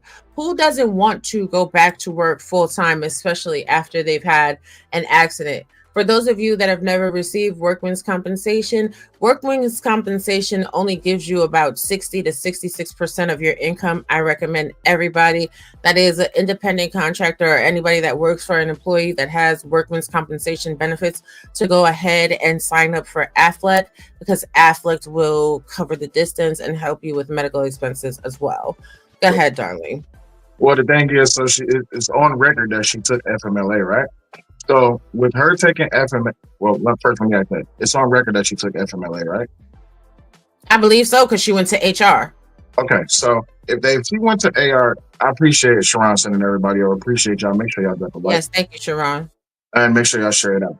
With her filing for FMLA, I'm pretty sure that there's documentation that follows behind that. And if they wanted to hire a temporary position to fill in for her, then they would have. Then that's easily identifiable. But here's the thing, though: if there is any type of documentation or telecommunication that is recorded where she is ousting the girl or discriminating against the girl, and then not wanting to bring her back when her FMLA was up, she has a case. This is why it's very important that when you do documentation, you keep a record of everything that you do. Whatever you submit to HR, make sure you make a copy of it, because you never know when you might need it. But this go ahead. This further pushes toward the narrative that she was being discriminated against on multiple levels. Not only for not wanting to participate in sexual acts with, what was the guy's name? Mr. Dixon. The sexual advances of Skip Bayless, allegedly. And also how it is that she's being treated at work, with them cutting her hours, not paying her for her kit or her equipment. And then also now, they didn't even want to bring her back after she filed for FMLA. This is pure discrimination at its best. But again, this is all just allegations. This is why the trial is important, and discovery is impactful, because all of this will come out during discovery. This is true, but I also feel like she was a little bit remiss in running her mouth to Miss Taylor in the first place. Like, I mean, I'm glad she did to a hold on a second. Sure. Well, it's a good thing. It's a good thing that she did talk to Miss Taylor, because Miss Taylor, and also with the implication of her ex-husband leaving her, I love to see those communications as to the evidence that he found that she was actually participating in sexual acts with Mr. Dixon. It's impactful that hey Tiff, what's going on? It's impactful that Miss Taylor is involved in this, because she is a key link to how all of this is pretty much given credibility to these allegations. Now it's going to be up to ESPN, Skip Bayless, Ocho, whatever that guy's name is, and Mr. Dixon to all say, well, hey, this isn't true and this is why. But still, this is where this whole entire thing is based off of. It's based off the actions that they took and what it is that she not agreed to participate in. And per the conversation that was happening over on Sharon, the thing is that, oh, well, it shouldn't be a sexual harassment in the workplace. If there was no sexual harassment within the workplace, then y'all are now trying to push that out of the workplace and make it into real life, to where women are going to be sexually harassed on a astronomical basis every day. This is why the narrative that this does not happen within the workplace, or it should be allowed to happen within the workplace, is disgusting, because you're not evolving the conversation. You're actually digressing the conversation, and you're pushing it into a place to where now you're saying that sexual activity, not just against women, but also against men, ergo Terry Crews and others, should be acceptable. Now I get it. There have been relationships that have come from workplace engagements. I get that. But the truth of the matter is, if you're going to open that up broadly, and again, I hold a position where I am in control of 14 employees. And of these 14 employees, the majority of them are female. If this concept that the gentleman was pushing over on Sharon's show was to take place within my workplace, it would be tragic, especially for a person like me. I'm a young Black man in a position of leadership at a multi-million-dollar company, and I am in control. I am overseeing an employee base which is majority female, majority Black females. So now let's put this all into perspective. If I was to walk in and start talking in a sexually explicit way to my female employees, or if I was to go in and start touching them in a disgusting way, it should be allowed, even though some of my female employees are married, some of them are part of the LGBTQIA plus community, some of them are single, some of them are super religious. If I could just go in and just sexually assault them anytime I want to, because it shouldn't be a part of the workplace, then it would be chaotic. Because if one of my female employees' husbands found out what I was doing, they would be coming up there to destroy the whole entire company with my body. This is why this doesn't make sense. You're going to now destroy the reputation of my facility by way of the company. So just because I want to participate in groping women at work, this doesn't make sense. Not to include labor laws, EOC, union standard business practices. I am over less than smart men. Listen, the truth of the matter is, this is why this lawsuit, amongst others, is very important. We just seen what happened with Diddy, and trust me, there's been other lawsuits that has happened with companies being completely destroyed by things like this. But the truth of the matter is this. This is why you can't just do, oh, I'm just doing a lawsuit. No, I'm doing a class action lawsuit direct to trial, because discovery is important. If you don't believe everything that I'm saying, I'm not here to convince you. I'm putting the ball in the other person's hands for them to now go back and get all the information and bring it to the courtroom to where now the public can be privy to everything on the table. So if you don't believe everything that she's alleging against, wait until the trial happens, because when the trial happens, everything's going to come out. Now, you, the court of public opinion, can then give a solid foundation behind your answer as to why you don't believe this allegation is true. All right. Well, thank you very much for filling in for me. I know my baby kept y'all entertained. He's very good at telling y'all what it is. Now, Ms. Faraji remains on undisputed and is asked to also join the herd. What is the herd? Sorry, the herd? I don't know what the herd is. Right. Hello, everybody that's coming over. Please hit the like button and share it out. Okay. So this is how we're going to do it. For those of y'all that are just getting here, we have the link pinned so y'all can come up and join us as we read through the lawsuit. We're going to read a section, and then we're going to respond. We listen. We don't judge. Okay. Hello, my sister Raw, my brother Cellulite. The herd is how people refer to Skip Bayless. He was the herd. It was him and Skip and what's the one with the bad hairline? Stephen A. for years.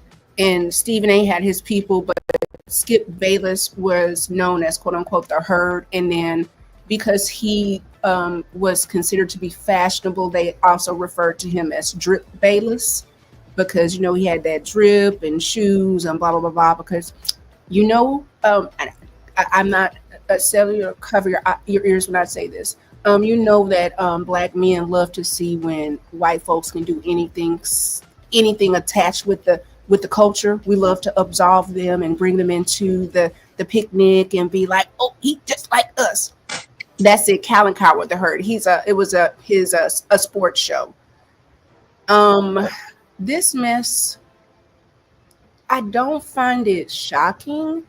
I think it's just weird the way that the way it's being approached.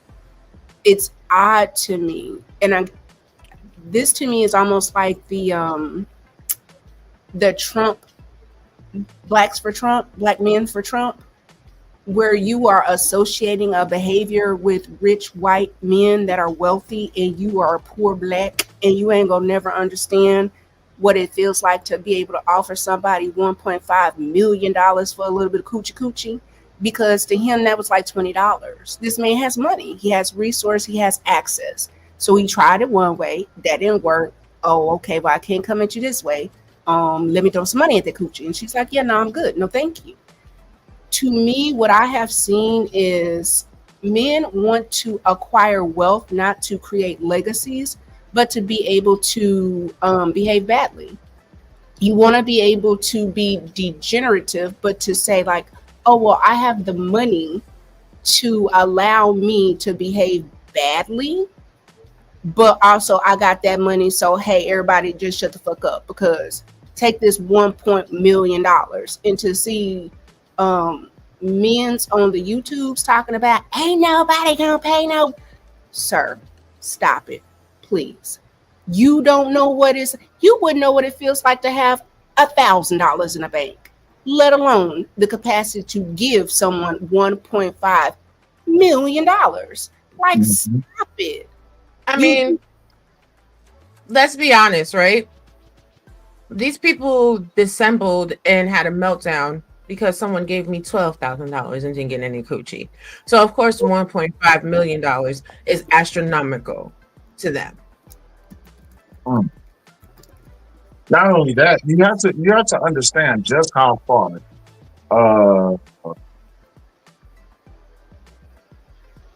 I'll get to that in a second, Timothy. You have to understand, when people feel like that they have to go to extreme lengths just to have access to the probability of sex, you don't know how far they'll go. They'll go as far as anywhere between $0 and an umpteenth amount of dollars. If y'all really want to have an honest conversation about it, I could bring someone, baby, you know who I'm talking about, Drex. I could bring someone who can really tell you how this really goes. You don't know what these people are willing to do. I knew a lady who, I'm not gonna say what company that the guy worked for, but this guy would literally come with his black card from that company and would pay her lots of money just to do things to him. Not for him to do things to her, but for her to do things to him. So let's stop with the whole, oh, people won't pay for sex, because you have companies such as Hubs and Fans Lead and OnlyFans, where people are paying astronomical dollars just for a hug. Okay, they're paying money just to watch people perform on a webcam. They're paying money just for pictures. They're paying money for exclusive access to content that other people won't have right away. Hell, Nosy Ho be on here telling people how to sell your toe pictures. Like, we're not like, it's not like a fetish. And on top of that, to me, was just like, it was very disingenuous. And it was like, oh, well, the women. I'm just like, why in every problem that men create for themselves, you want to blame women? I can tell you why. Because tyranny first, the chicken or the egg, the hoe or the John. Well, Tyranny said it best this morning on her show. You guys go to my community tab, check out Tyranny this morning. She said men have been doing that since Adam. Because what did Adam do when he got caught up? It was that woman. It was that woman that you gave me, God. Not that God made everything. He gave you everything. He let you name everything. You had dominion over everything, and you recognized that you was by yourself. So he said, you know what I'm gonna do, Playboy? I'm gonna go ahead. I'm gonna give you a little piece of a person. Now, some people believe in Lilith, other people do not. But if Lilith is real and Eve ate of the tree of knowledge, he's a 2-time motherfucking loser. So that means from the beginning, men ain't never been able to provide or protect the women that God gave them. But I don't want to come off like an angry black person. Sorry. Listen, let's get back to this lawsuit before we get to cutting up. Well, before you go there, I just wanted to say really quick. The fact of the matter remains that degeneracy lies in everybody. You don't have to be a clean-cut person. You don't have to be the worst person in the whole entire world to participate in degeneracy. Everybody has the probability to do it. In this particular case, Solomon, and in this particular case that she's bringing forth, she's speaking about these allegations, and she's now putting the ball in their hand to come forth and prove everything that I'm saying is a lie. Now, of course, in court of public opinion, because of people have their own views, morals, talking points, and beliefs that they have coming from whatever upbringing that they come from and whatever experience they have been involved in, the truth of the matter is this. Prove what she's saying is a lie. And then we can take upon, or we can adopt those maladaptive behaviors to say, you know what, y'all are right. Or let this play out before we come with our own inhibitions to say, well, this is just wrong against men. Men are speaking against the suffrage that they're going through because of their inability to sexually assault women at the workplace, because it's a stress relief, and that's how relationships are built. Do you understand everything that I just said? Mm-hmm. Okay, cool. So now that we talk about that, let's take gender out of it. People are wanting sexual assault within the workplace to be normalized so they can participate in degenerative behavior. Did you see how I took gender out of it?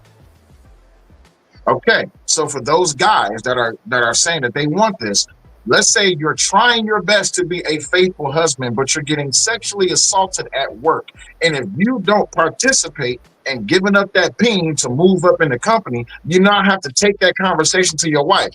Baby, I'm gonna use you as an example. Hey, baby, look, listen, my boss is Tiff, right? And she's saying if I want to move up in the company, I got to drop off that pipe. Now, I've been a faithful husband since before our marriage was even consummated. But I want to do what's best for the family. How do you think that conversation's going to go? Not well. Robbie about to dive into the job. Robbie gonna come up to where Tiff is and lay some hands. And if she don't lay hands because she's a smart woman, I might just get knocked over my head by one of Raji's sister friends, another wife, another person that's just like, who said what? No, keep your hands clean. We got it. Because in the word of I got it, you don't know who gonna get you because I got it. Or Raji would take the path of Noushin Faraji and go on ahead and sue. Now let's get back to this lawsuit. Now again, we're gonna listen and we're not gonna judge, but we're gonna respond. We're gonna go section by section. So now we are on section G. Thank y'all so much for your commentary. But I know that people want to catch the tea from the lawsuit. Gotcha. So in approximately summer of 2018, Ms. Taylor was moved from undisputed to the herd with Colin Cowherd. Ms. Taylor again requested Ms. Faraji to do her hair. Colin Cowherd also requested Ms. Faraji to do his hair.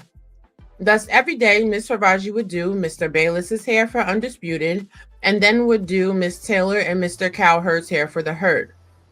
Throughout her entire tenure at Fox, Mr. Cowherd was professional and respectful to Ms. Faraji and her co-workers. Around this time, after learning of Ms. Taylor and Mr. Dixon's sexual relationship, Ms. Taylor's then fiance broke off the engagement and threatened to go public with all he knew. On information and belief, Mr. Dixon paid for the wedding deposits as an informal exchange for her fiance's silence. Yo, whoa. See what I mean? I mean, wait, because two things.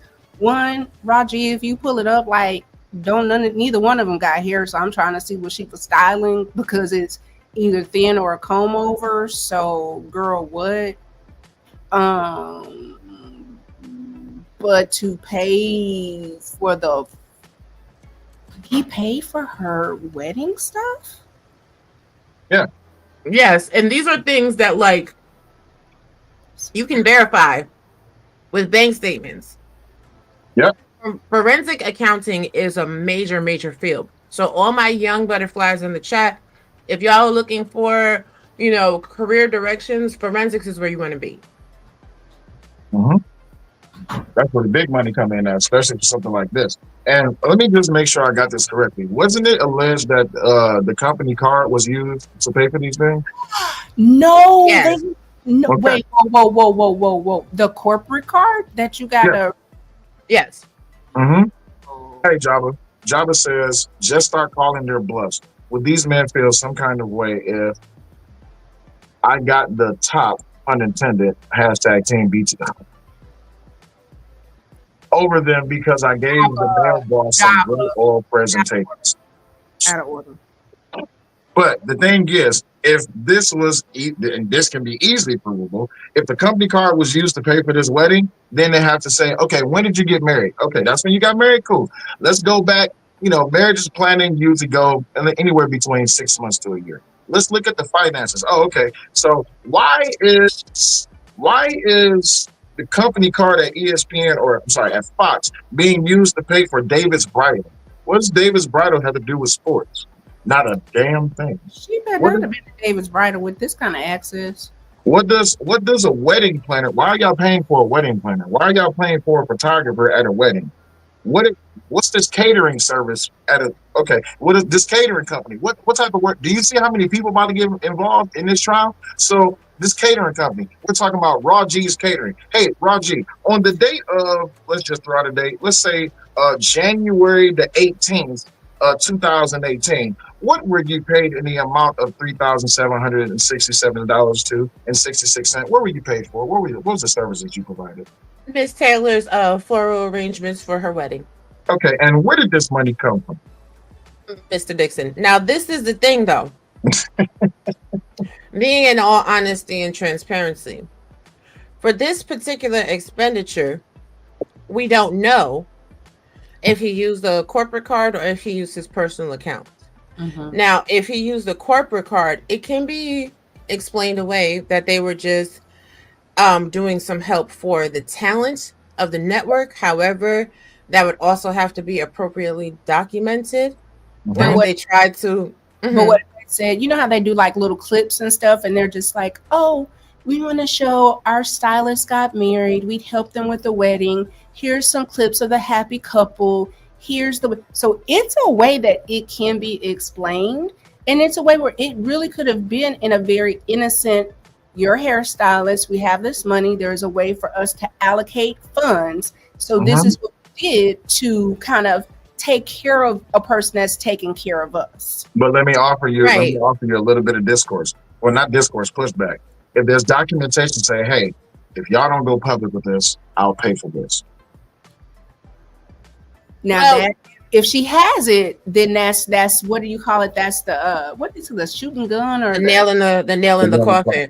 Coffin or the smoking smoking gun. That's what I'm trying to say. This is the thing you guys missed that are just coming in now.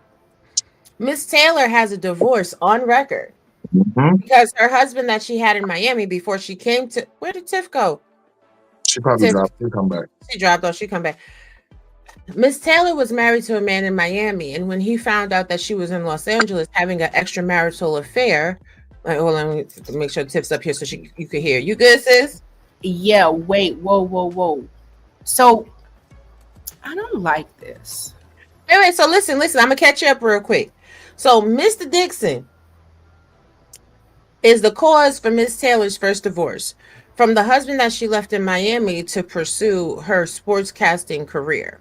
Oh wow! So all they have to do is pull up the divorce decree, the records of divorce from the first Mr. Taylor, or whatever his last name was, and then you have now this is a second instance in which her relationship with Mr. Dixon, for business purposes, is interfering with her real life. Not to mention, he was meeting with Miss Taylor and Miss Faraji for months, and Miss Faraji did not know she was that he was an executive at Fox, buying drinks, buying dinners, being very comfortable and cozy with Miss Taylor. So I'm sure this is also going to be documented in text messages. Yeah, and I mean, when you see the pictures, like it's like one was the sugar daddy and the other one was fun. And even with the Faraji guy, it seems like it's more of like that's the peer-to-peer. It's to me, that's not an imbalance. The imbalance is her being with Mr. Dixon, who is an executive, who to me would have more power. Right. And where a lot of people are getting this whole lawsuit confused and turned up, and I actually do have to change the thumbnail, this is not a lawsuit where Joy Taylor is suing Skip Bayless. Right. This is a lawsuit where Noushin Faraji is suing Miss Taylor and Skip Bayless and Charles Dixon and Fox in a class action lawsuit for violation of labor code. So when that name, Noushin Faraji, that's giving Arabic. Yeah, she is. Okay. Which also speaks to the racial portion of this. She's a woman of color, which I don't. She's not. She's really not. She's quite pale. Wait a minute. She's white. In the words of Othello, she is fair more than black. Is that her? Yes, that's her. That's her.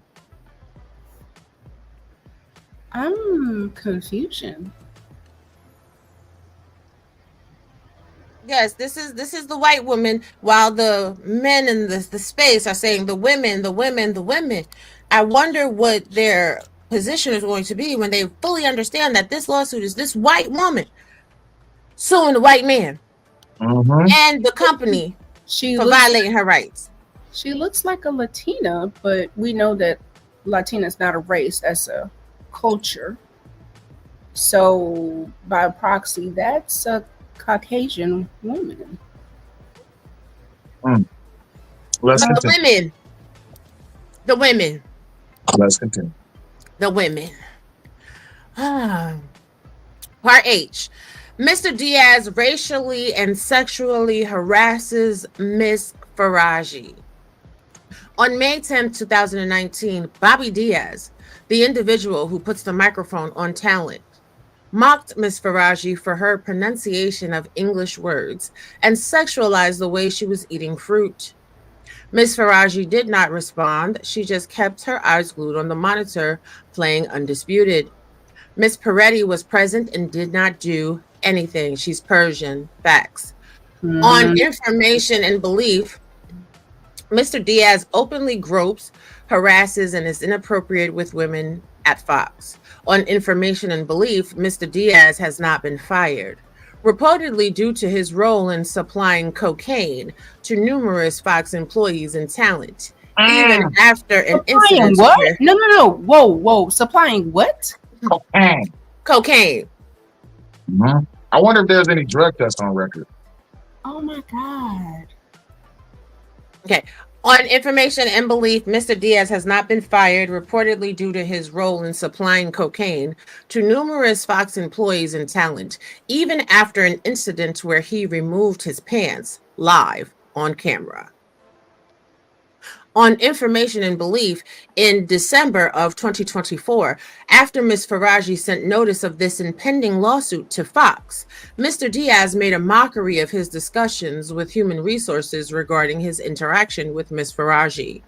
He told various employees that Ms. Faraji was stupid, defiantly stating that despite being told not to speak about his discussions with human resources, he didn't care, saying, "Who gives a shit?" He further boasted that he would never be fired. Let's talk about it. Of course, because he's protected. You know why he feels protected? Because he the coke man, he the dope man. There it is. And if you out the coke man, guess what? We're gonna be talking about a different lawsuit. Oh, y'all want to fire me? Bet I'm putting cases on all y'all. Shoe program. Listen, if you ain't never heard of a snitch, guess who about to be a snitch today? Bayless used coke. The big man used coke. The staff used coke. Hell, we got pounds of coke in the lunchroom. Okay, we got coke lined up off camera when they could just go and take a hit. Why you think Skip and Shannon was so upbeat during their debates? That's because they was off coke. Nah, we ain't gonna do that to Uncle Shannon. I know. I'm just saying. You don't want it. It's two people you don't want to mess with: your dope dealer and the cook. Facts though. Good. So all right, I'm like a piece of me is trying to be like, okay, well, we've heard things about Uncle Shay Shay, so this is another woman outside of what Diane, that he was, Diane on that Instagram post. But this is wild. Because Uncle Shannon said, leave him out of it. Uncle Shannon not playing no games with this. He said that ain't got nothing to do with me. I mean, don't worry about it. We're gonna talk about it. We're gonna talk about it. Oh, look at Ocho Cinco teeth. Come on, neon white. Then leave Ocho Cinco alone. Ocho Cinco is wild chocolatey. He chocolatey and his teeth is clean. Now, everybody getting veneers and make their smile bright. Go smile bright like a diamond. Let's continue. Let's listen. White like a diamond or neon, because it's giving neon white. I didn't even know white was that white. That's whiter than the whitest white people we know. And that's because he chocolate. He chocolate at midnight. He chocolate. Shout out to the chocolate brothers with the nice white shiny teeth. We like it. We like it. But all right, let's listen. You're trending on Twitter. That ain't got nothing to do with me. Guys, the news of the day, absolutely, it doesn't. What y'all want me to say? That ain't got nothing to do with us. Yeah, that ain't got nothing to do with me. So there's nothing to address. I don't know why everybody if you notice, everybody's posted it. They got me. In the 42 pages, it don't mention nothing about Shannon Sharp did anything. But y'all want to get clicks. So y'all mention me. Right. Also, I like to speak to something. Yep. When something came up about Shannon, what did he do that very same day? He addressed it. And what did he do the next day? Addressed it. So when it comes to the credibility, and we all seen Shannon said, one thing I'm not going to do, I ain't about to lie. If it's me and I did it, I'm going to be honest about it. So when it comes to Shannon, if he say, they ain't got nothing to do with me, what can we, as far as, remember, remove our emotion and stick only to what's in the facts. If Shannon said no case, no face, no case. Period. So if Shannon's credibility is without question that if he did it, he gonna speak to it. What can we say when he says that ain't got nothing to do with me? This is the thing.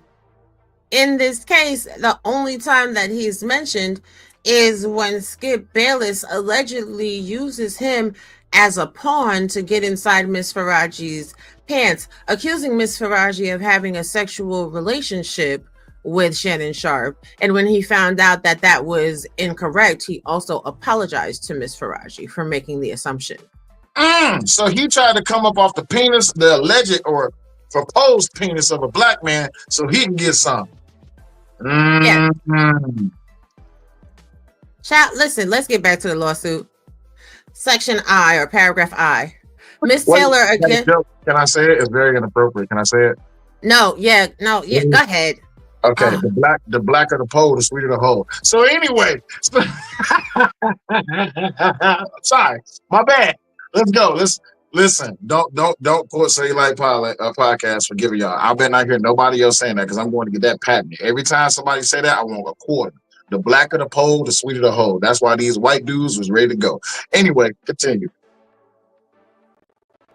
Somebody save me, Jesus. Miss Taylor again uses her sexuality to get on the show. In approximately February 2020, Miss Taylor asked Miss Faraji to meet her for lunch in Beverly Hills. When Miss Faraji arrived, she found Miss Taylor with a man, Emmanuel Acho. Miss Faraji did not know Mr. Acho, but could tell that these two were romantically involved. Dang, Miss Taylor, who you not giving that box to? She for the streets. A few months after meeting Mr. Acho at the lunch, Miss Faraji noticed him in the hallway while at work. Miss Faraji later asked Miss Taylor if Mr. Acho also worked at Fox. Miss Taylor confirmed and explained that she wanted Mr. Acho to eventually recommend her on the show Speak for Yourself.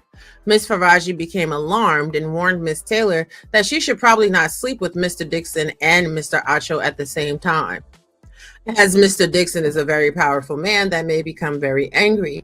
Miss Taylor told her not to worry about it.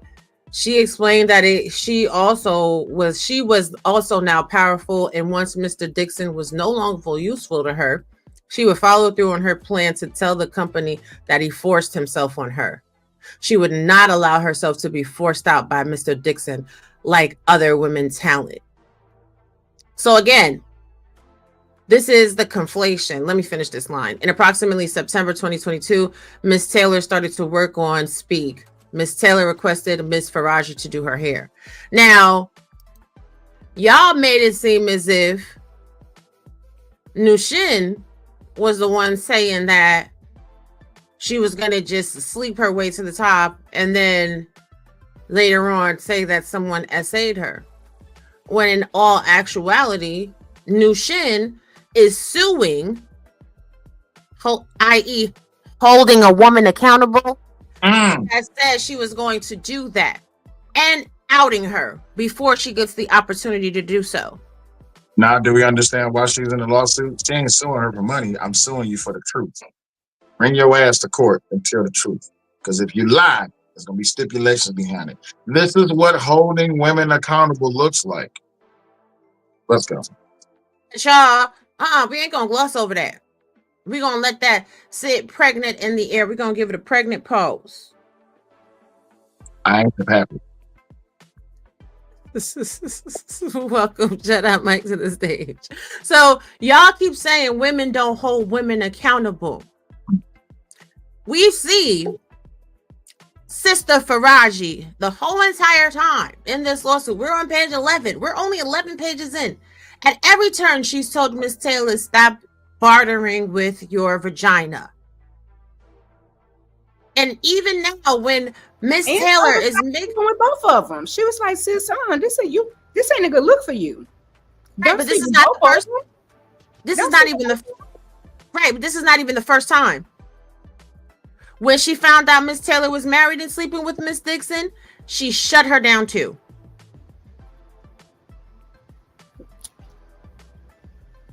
Allegedly.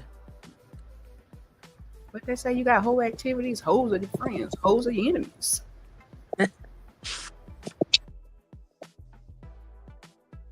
But there's some hoes in this house. There's some hoes in this house. She was doing too much. Jedi Mike, what's your thoughts so far?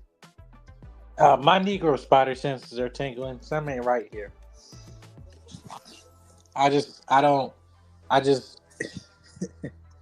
some things just not adding up. It just, because for one, I think, well, obviously it saw how the media was kind of, throwing her, saying that she's sleeping her way on the top, and really this was just a situation that she had with these two powerful people, at least a few powerful people in Fox Sports.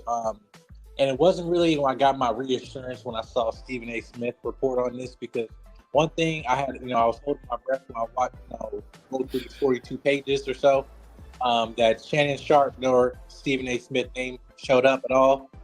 So I was like, okay, he did. Everybody can go to hell, but those two, I hope they stay. But yeah, I felt with Joy Taylor, I felt that this is a situation where, for the woman that filing, is that what actual gain is she getting from getting this lawsuit when people think, oh, she's trying to get a job or anything like that. You're talking about what you said, holding women accountable, because she didn't need to add her name in there, but she did. And usually on paper, in the social network of it all, is not good for women to hold women accountable. At least that's the whole talking point of it all. Like, no one's holding women accountable. In this case, it's a woman filing this lawsuit against Fox Sports for this. So I'm not trying to jump to the conclusion saying that that Joy Taylor is a vixen, whatever, in the Fox Sports of it all. But I definitely believe that even that the ending of her, I guess, engagement, I think the husband or the whatever, he ended it. I just think some things are kind of like lining up here. But in terms of Skip Bayless, the 1.6 million, I don't know. That's kind of a stretch for me. I don't know. But why? I just think that just sounds absurd. At least like 1.6 million for a hairstylist just to get some box. Yeah, but you have to also understand he was chasing her for several years. It's not like he just turned up out the clear blue like, ooh, I done met you today and I want your booty, so I'm going to pay you for it. He was chasing her for the better part of a decade. But I saw that, but my thing is, you mean tell me she's the only one that he was chasing? Bayless right now, his net worth is 17 million. His salary is 7 million. So if we take that, let's just do his salary. Do we want to do his net worth? Let's do both. Because if you take 7 divided by 1.5, that ain't nothing. That's 4%. Like, people tip more than 4%. Like, a good tip is at least 12. He didn't even give her what you would give a waitress out of his salary. If we take that same 17 and then do it towards the 1.5, We're not also. That's while you were like, it's literally for an everyday person, it's $113. With his money and his wealth, it's equated to $113. $113 for some woo. That's not a lot of money. And this is what I'm saying. Sometimes y'all have to really come out of what you think is a lot of money and think about with people that have access to wealth and revenue. $1.3 billion and a person that makes at least $7 million, that is very easy to get a tax professional to make the math make sense. Like, it's just, please stop at your wallet and trying to talk about what men of means can do. Y'all are not moving the same, and you do not have the same amount of access and or disposable income.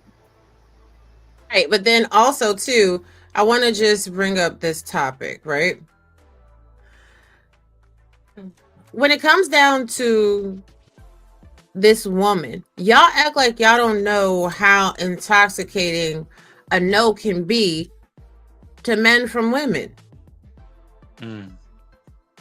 So the fact that she was able to consistently tell this man no, she knows that he has money. She's not impressed by his money. She doesn't care. And then, what the hell you got going on over there? She does not care about this man's money. She's just like, nah, I'm good. I'm straight. I don't need nothing from you. You all right. Go hell. You know what I'm saying? Get the hell out of my face with this dumb shit. I don't want to be bothered. I'm just trying to do my job and raise my children, right? So when that becomes the standard, the issue then is, well, why won't you sleep with me? What is it that I can do to get you to sleep with me? Sorry, I had missed out. How is this a hard principle? I missed out on the last minute or two of what just happened. I'm pretty sure I can just catch up, so I ain't gonna be out. But we don't have to go back over everything. Okay. But essentially, just to give a quick recap, essentially it's about money. $1.5 million is a drop in the bucket to Skip Bayless. But Period. you know what it is? You know what it is, Raw? They so used to wanting to believe that a woman needs a man's money and or is trying to like juice a person, because this is the narrative that the poors tell each other, like, oh my God, you're gonna work really hard and you're gonna meet a woman and she's gonna try to take half of everything that you have. And it's like, nah, even when Jeff Bezos got a divorce, you know what he was like? Worth it.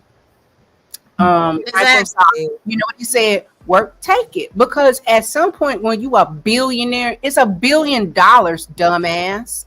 Like, get on my nerves with these poor people narratives. Well, that's what 50 Cent's problem with Dame Dash was. When 50 Cent and Dame Dash had a meeting, Dame Dash was like, "Oh, it's just $1 million and not a lot of money." 50 was like, "Nigga, I'm from 120. I'm from 124. What you mean? I know what being broke is like. $1 million is $1 million. So let's not act like $1 million is nothing. $1 million is a lot of money to people who don't know what money looks like. I ain't talking about a couple thousand. I ain't talking about a couple $100,000. I'm talking about $1 million. Money is money. Let me tell you right now, if money don't mean nothing, why is it that people are so pressed about $20? Why are people so pressed about $40? If money don't mean nothing, listen, let me ask you for $50 and you ain't got it. It's money. You see what I'm saying? Nah. But there are people, and I mean, based on her last name, and I want to look, I know it says that she's Persian, but if she's of a particular religion, she may really hold hard to, like, you can't buy me out. There's not enough money for my chastity. There's not enough money for my virtuousness. There's not enough money for who and how I see myself, because who can find a more valuable thing? I mean, Proverbs 31. Yes. She might be Go ahead, my bad. I thought you was done. Go ahead. Yeah, I'm done.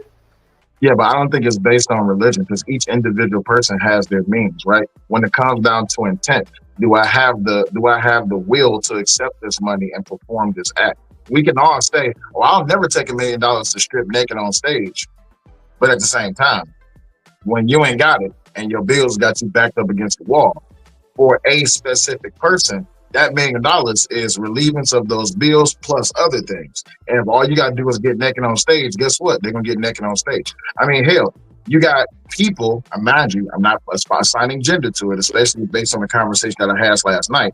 but you have people who are getting on camera who are getting paid dollars to donuts, pennies to minis, just to perform acts on camera. I mean, hell, look at us right now. We're on a live stream.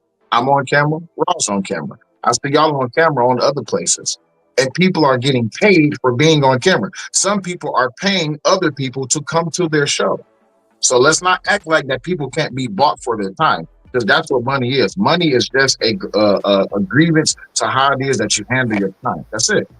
The truth of the matter is, why is it that it should be an acceptable thing to say, hey, Raw, I'll give you $1 million if you do that thing, but listen, you know, you already did a little something for somebody else. You should go ahead and do it with me. That's sexual assault, sexual harassment as a basis. What do you mean?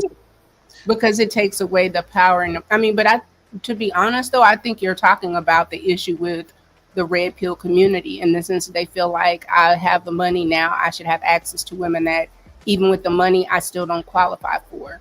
And but money doesn't give you access to box. People with no money get access to box. It's the quality of the box. But we get too far into I can't argue that because you're a man and you're gonna understand the value a little bit different than me. No. I'm not putting a value of a woman based on her box. I just understand the premise. I don't agree with it. I just understand. So about speaking on premise, so I'm just kind of confused. Like, what are the red pillars talking about this issue, and what I guess is the moral standing on this? Whether like what is right, what is wrong in this conversation? Because Raw can tell you that. Yeah, I saw you Raw earlier on the on the other platform this morning. And I was just kind of confused. Like everybody was going back and forth, and I'm just like, "Wait, what?" And it's like, who's in the wrong here? Because I think this is. I mean, I believe this shouldn't be happening. This is my personal opinion, but go ahead. Because to be quite honest, a lot of people go live, they click live, they get to talking, and they don't understand the nuances and the totality of what it is that they're speaking on. They just want to be heard. All they hear is that there's a lawsuit against a man involving a woman, involving sexual assault, and none of them actually even took time to read the report. It took me all of 2 seconds to pull up the documents, which we about to get back into in a minute. But like, come on now. Are y'all for real? Y'all for real? This lawsuit, it clearly details exactly what is happening, what has happened. But because this is a space that wants to just blame the women, everything is a woman's fault. No, it's very clear that this is about a whole bunch of men that were playing loose and fancy free with their power and their penises and their corporate credit cards. Mm-hmm. And y'all want to make this about what? About a woman that didn't even give up her vagina to anybody? About a woman that stayed loyal to her father, her core values, her country, her children? A woman that was holding another woman accountable the whole time, telling her, don't do that? Come on, sis, don't do that. That's dangerous. It's not a good idea. Don't do it. What are y'all talking about for real? Do you know how horrible you have to be for a person to be like, I got cancer? Right. The woman had to tell, what up, Shiesty Ashton? What up, No Chaser? What up, Black Back Black? What up, LA? The woman had to tell this man, I got a cancer. So please stop trying to holler at me. And these men want to make it, well, she was trying to sell her vagina. She was trading on her vagina. She chose this. They try to literally fire this lady from work on her day off.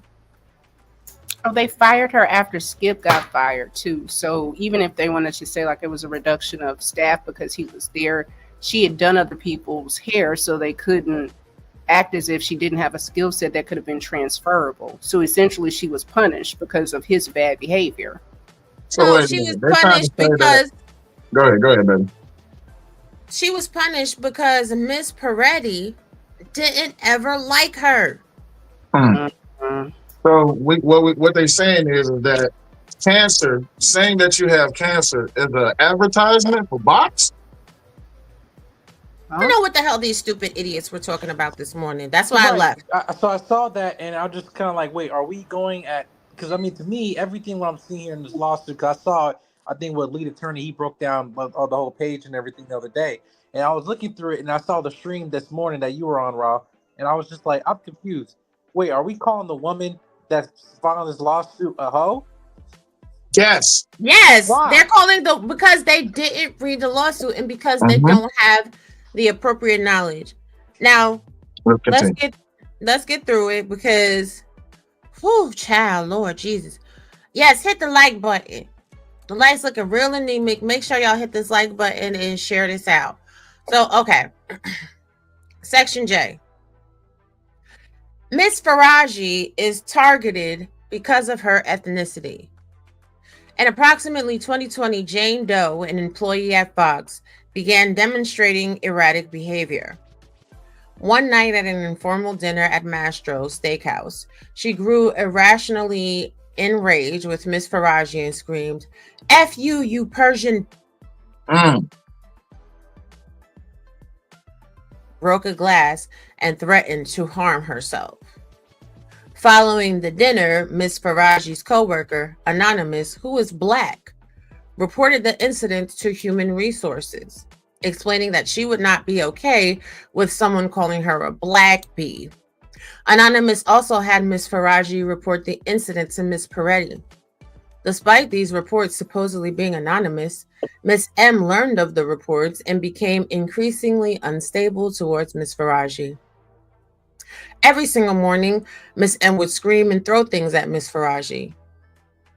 Approximately 6 months later, Miss Faraji told Human Resources that she believed her life was in danger. Human Resources responded that Miss Faraji should just leave the workplace when Miss M was having an episode. After approximately a year and a half, Miss M was fired. Miss M's ex-boyfriend, a producer at Fox, shared that Human Resources gave Miss M a large amount of money in severance. Miss Faraji wondered why Fox rewarded her bully with money. Human Resources eventually apologized to Miss Faraji, explaining they did not have experience with mental health issues. Human Resources offered Miss Faraji free therapy. Miss Faraji declined the free therapy, but began to see an independent therapist once a week to discuss her life at Fox. Miss Faraji continues to see the same therapist today. So that means, let me explain something to you. Whoo, Fox is in a lot of trouble. From 2020 to 2025, that is 5 years of therapeutic notes on what was discussed in each session. What is it called? Client something privilege? Patient-client privilege? That could be subpoenaed. Yes. Bye, Jedi Mike. I thought you can't be. There's a. Isn't you don't have to. That's a HIPAA violation in some places. It can be a HIPAA violation unless you give permission. Yeah. Now, Miss Faraji, I can guarantee y'all, is going to give permission for the therapist to disclose her notes for each session. And it was very smart. You're right, Jonesing for more. She did set this up nicely. Fox is going to be breaking bread. What up, Sharon?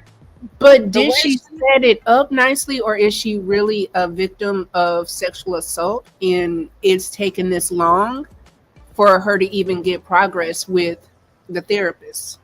I'll say like this. The setup is in declining the free therapy from Fox. Yep. Because free therapy from Fox means the therapist is in Fox's pocket. Right. Yes. Setting it up nicely is going to her own independent therapist that Fox cannot influence.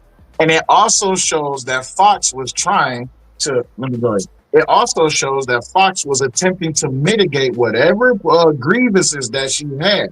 So she didn't have to accept. As a matter of fact, it's a good thing that she didn't accept it, because now if that was to be brought up in court, well, we offered her therapy and you know, she didn't take it. I wonder why she didn't take it, because that therapist, I wonder how many clients have y'all sent to this therapist for the same exact reason. Look, Right. it's when you finally realize that HR is for the company and not for the employee. And typically you figure that out once you get in management and see what's really happening, when you see how the dough is made, how the kitchen is. But we will sell the narrative of, no, HR, human resources, is for the employee. No, baby. It's to keep litigation from situations like this. And correct. I'm glad that she had the wherewithal, and you know it was a problem if this lady recorded this. Like, that's not typical behavior. Like, it's not giving Karen, you know what I mean? Like, oh, I'm trying to come up. Is giving, you are so ridiculous and y'all are so blatant that I have to tape this, because this is unfucking real. I give you have to understand. Hold on, babe. Go ahead. You have to understand, this is not the first time that she went to HR for issues on this job. She had to call the union to get her full-time hours back, and HR had to be involved with the situation with Miss Peretti, because Miss Peretti didn't like her. The sexual harassment, she reported on multiple occasions to HR. They did nothing. So this is a failure to act in a woman being abused in a sexual manner. So it's almost like she's like an abused spouse. Exactly. And this is continued. Yes, and this continued on from when she first started there. Oh no. Up until when she left. And so by this point, it's already 4 years, from 2016 to 2020. Yikes. They didn't give her money for her supplies that she provided for her own business to use at their company. What? They ignored. Yep. It took until 2020. Wait. Back up. Because if she was in 1099 and they were giving her like a hourly base, then they have to cover that. So she just got screwed all the way around. Yes, they didn't give her kit fee until I believe it was 2020. And she got hired full-time in 2019. Hey, the hood table. So this is just a quick recap for those of you that didn't come back, and you also can run back and catch the replay. So when she first got hired, they never paid her for her fees. They didn't really want to give her full-time work. She's reported to HR multiple times. This is a class action lawsuit against Fox Holdings. They've never given her an itemized work statement. What? And they've violated the workforce code in multiple instances. Matter of fact, let's go back to the top of the lawsuit. We're on page 12. Okay. So let's go back to page 1 for a moment. Mm-hmm. Can you pull the screen up, baby? I'm on my phone, but yes, I can pull it up. Never mind, I got it then. Awful. It just keeps getting worse. So this is what the class action lawsuit is for.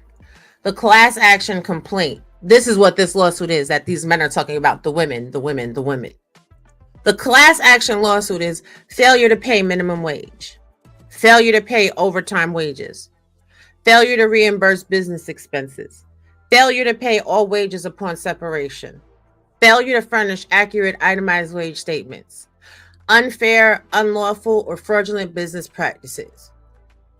Then for the individual complaints, which she's suing Charlie Dixon, Skip Bayless, Joy Taylor, as individuals, she's suing them for sexual battery, hostile work environment, for sex and gender, hostile work environment, for race and national origin, hostile work environment, disability, the cancer issue, failure to prevent harassment, negligent supervision, hiring and retention, retaliation, and wrongful termination.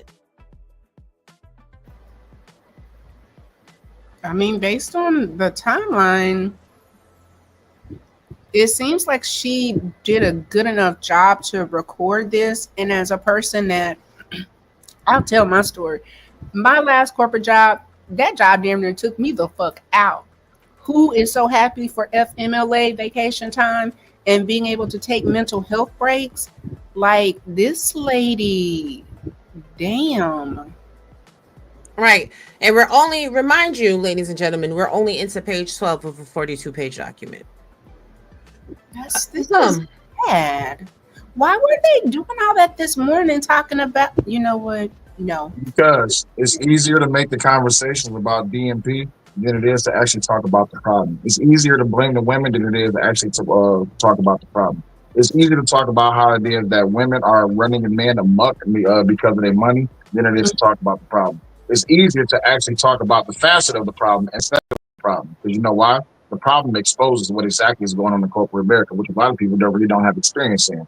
So when you have these topics and people can't actually exist within the conversation, this is why you must introduce the how and the why factor. Before you say anything, take in mind that you're going to be asked how that applies to this topic and why you said it. And when people can't really exist within that setting, you can find that a lot of people don't actually belong in the conversation. I'm not saying that's a silent speaker, but you can actually see who's paying attention to the conversation.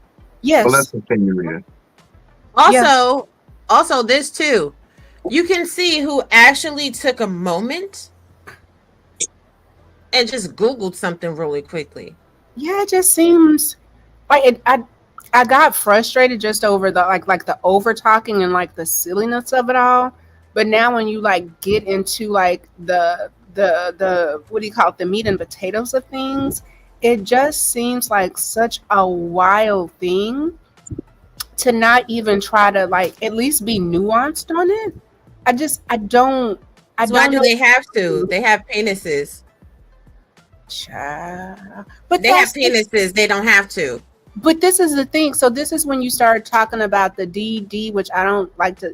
Y'all know me. Oh, I'm gonna say it once and I'm done. The discipline conversation. I just don't understand why men that have a lot to lose don't understand you have a lot to lose with the failure of policing yourself. And Skip Bayless, even if you had the 1.5 to like put it out there, like why would you put it out there like that? Like why did you get this relaxed and this lazy? Like what happened to you, bro? You didn't realize that this was just not acceptable? That's so weird to me. No, because it is acceptable. This is the thing that I need for women to understand. These men keep telling us the same thing over and over again, and nobody just wants to listen or understand. They could do whatever they want to do, and they're gonna blame women, and they're gonna say we live in this matriarchy. But conversations like the conversation that was had this morning shows that we live in an utter patriarchy. Because not only were the men on the panel, with the exception of Sharon and Big J wasn't cutting up too bad, acting like they didn't have a bit more fucking sense. They had cohorts in the chat that were acting up just as ignorantly with them. No, it was wild. I legitimately just had to, because I'm, like I said, in 2025, I'm not arguing with people online. If it's to the point to where the resistance is where we can't have a fruitful conversation, just okay, I'm gonna let you have it. And the way that it was being talked about was just super, super weird. And I don't understand just the men and the complaining in the situation. Like you built this system, you built patriarchy, you built this.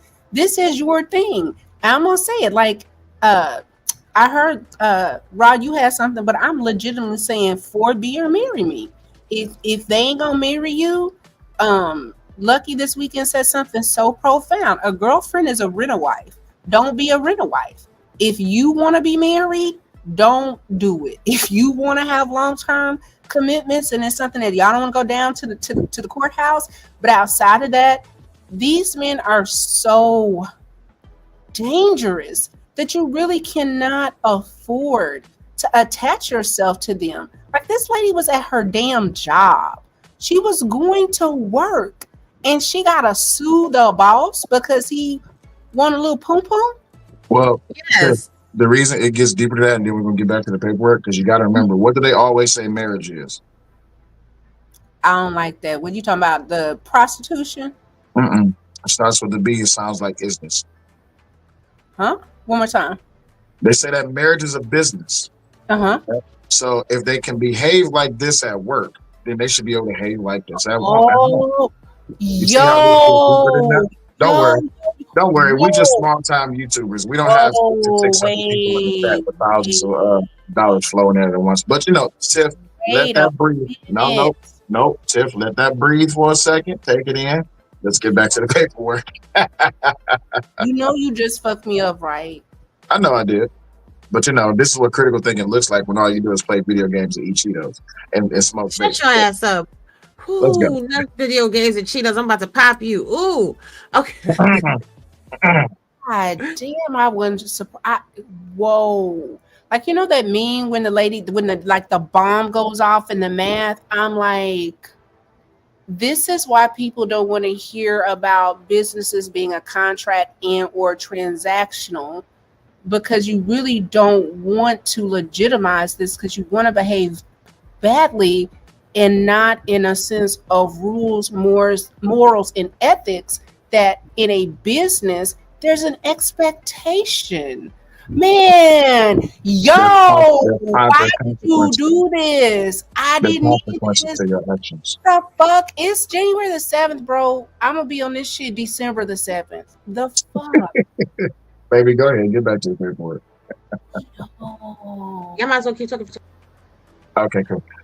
Yeah, that's pretty much what it boils down to. It's not a thing of, oh, well, y'all just want us men to just suffer behind everything. No, it's your inability to sexually assault and or harass women in that per se, and you want to not have consequences behind it. It's easy to just say, I just want to smash. Trust me and believe me, I could be the one to say it. There's women out here who will let you participate in your instant gratification, but it's going to cost you some money. Are these women these whores that y'all talk about? Of course, if that's what you want to label them as, if that's the business that they participate in, because they say that prostitution is the oldest profession in the whole entire world. Fine, there's women for that. But when you're trying to bring quality women down to their level and you're trying to use the tactics on them that you have worked on the others, that's not where this falters. The truth of the matter is, you should not be allowed to just do what you want just because you're biologically wired that way, because we are wired to procreate. We are wired to just smash everything that we see, and it should be okay. That's not how you're biologically wired. You're biologically wired to have dominion, which also comes with discipline. That D&B, which is discipline, is not the D&B that they actually complain about. They complain about dominion and discipline. They don't want to have the discipline, and they don't want to suffer the consequences that comes behind behaving inappropriately. What's that word that you talk about, baby? Maladaptive? Maladaptive behaviors. Yeah. So there's consequences for you participating in these acts. So you want to be relieved of these consequences because you're under the perception that women are forgiven for everything just because they have choice. They have choice when it comes to my body, my choice when it comes to a baby. But if you the one that don't give me the preaching, baby, get back to your paperwork. Go ahead. Oh, I really hope that y'all do like a relationship series, because we have one. Okay, look, let me go back and watch the archives, because when I'm telling you, I'm just like, this is what it is. You really, it's like you want to. What do they say? What do they say when you don't buy the cow but you get the milk for free? Yeah. But you be mad at the cow, but you're still milking the cow. Like, both people are out of order, but you just want to blame the cow when the cow is locked up in a motherfucking What they say is it's the cow's fault for having teeth. Sorry. First of all, happy birthday, beloved. We don't want to put no negative energy out there. Have the bestest of birthdays. Even though it's your birthday, go ahead and drop my good sis a little bit of cash app, show a little love or membership, something. I hope you're having an amazing day. And I'm not trying to be negative in any way. It's just starting to kind of click why this pushback is so vitriolic. Yeah, the truth of the matter is, it's not the fact that they're blaming the milk. They're blaming the cow for having the teats for them to milk. You see how that works? Yeah. Because the cow can't wear clothes, but the teats is always hanging. And since men like breasts, we just have an innate urge to want to touch some boobs. So we're gonna milk the cow. The milk is just a result.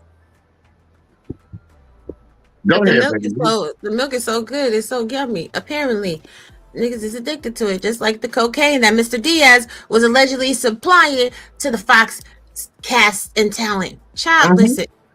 Part K. That milk is so addictive that they have done other things with the milk. But anyway, continue. Yes, Part K. Cocaine and this is so weird. Do you ever find it odd? And this is just a small little, and then we'll get back on. Why is it? You notice the higher the job is, the less rigorous the testing is. Ain't no drug test. You're not looking to see if this person is a felon. But if you're a frontline employee, you got to go give some blood. It's just like, yo, and if you can find me if you want to, but the president's a goddamn felon. The fuck? Listen, stop it.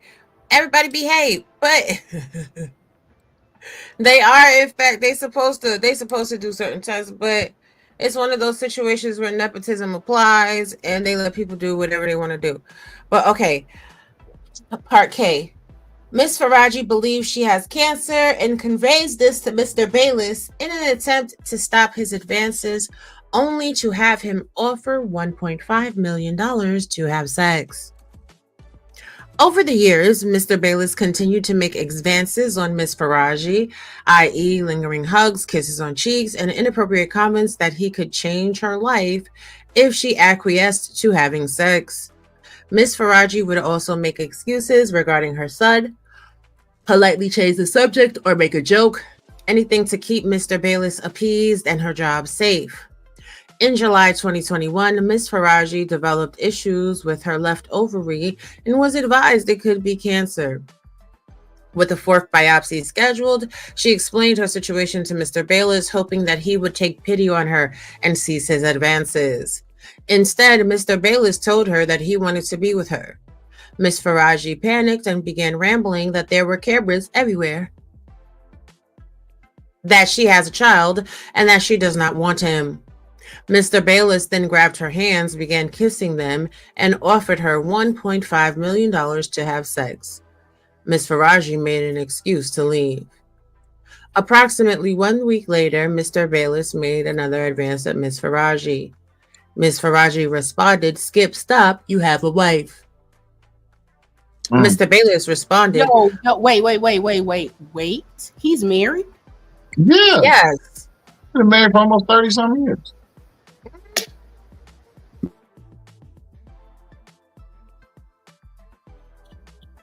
Mr. Bayless responded, "Aren't you Muslim? Doesn't your dad have 3 to 4 wives?" Ms. Faraji responded that her father was dead. And when Mr. Bayless looked taken aback, she made an excuse to leave.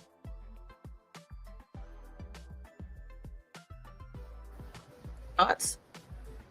Oh, your dad got multiple wives. I got a wife. You should be okay with having sex with me. Hell, I'm offering you 1.5 mil. This is gonna change your life. I'm gonna change your life with this stack.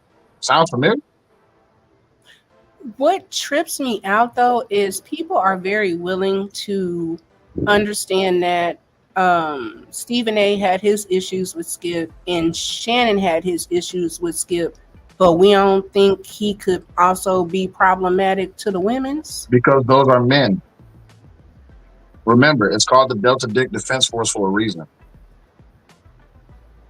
Women don't matter. I thought that she was saying cancer, but if she was on a fourth biopsy, like she really thought that she was sick and she really was in some type of medical crisis. Right. And this is awful. This is so gross.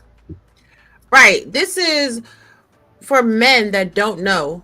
When women are having problems in their nether region, especially when they have to get biopsies done, it's real tender down there. They're not going to be trying to have sex with you.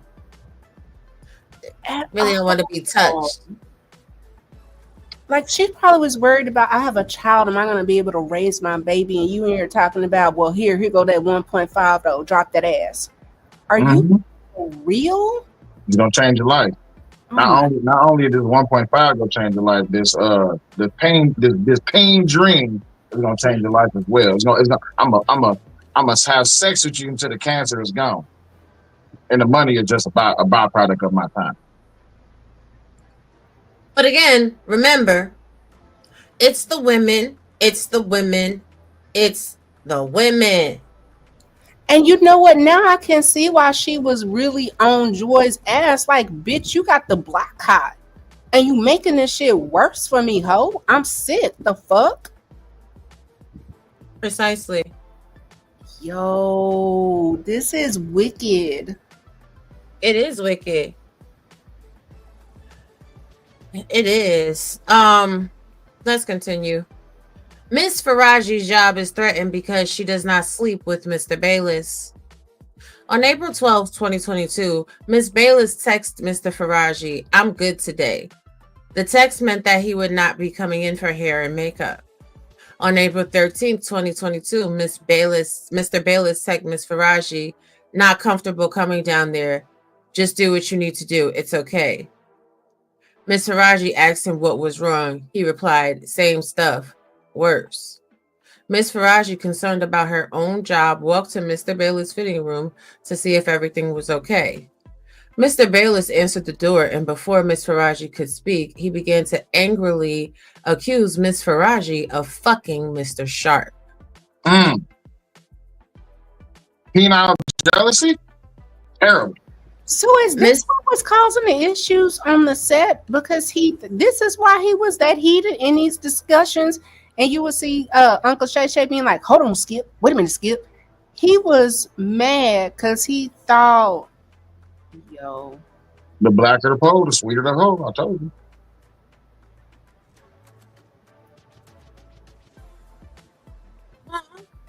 So it makes a lot of things make sense. Yeah.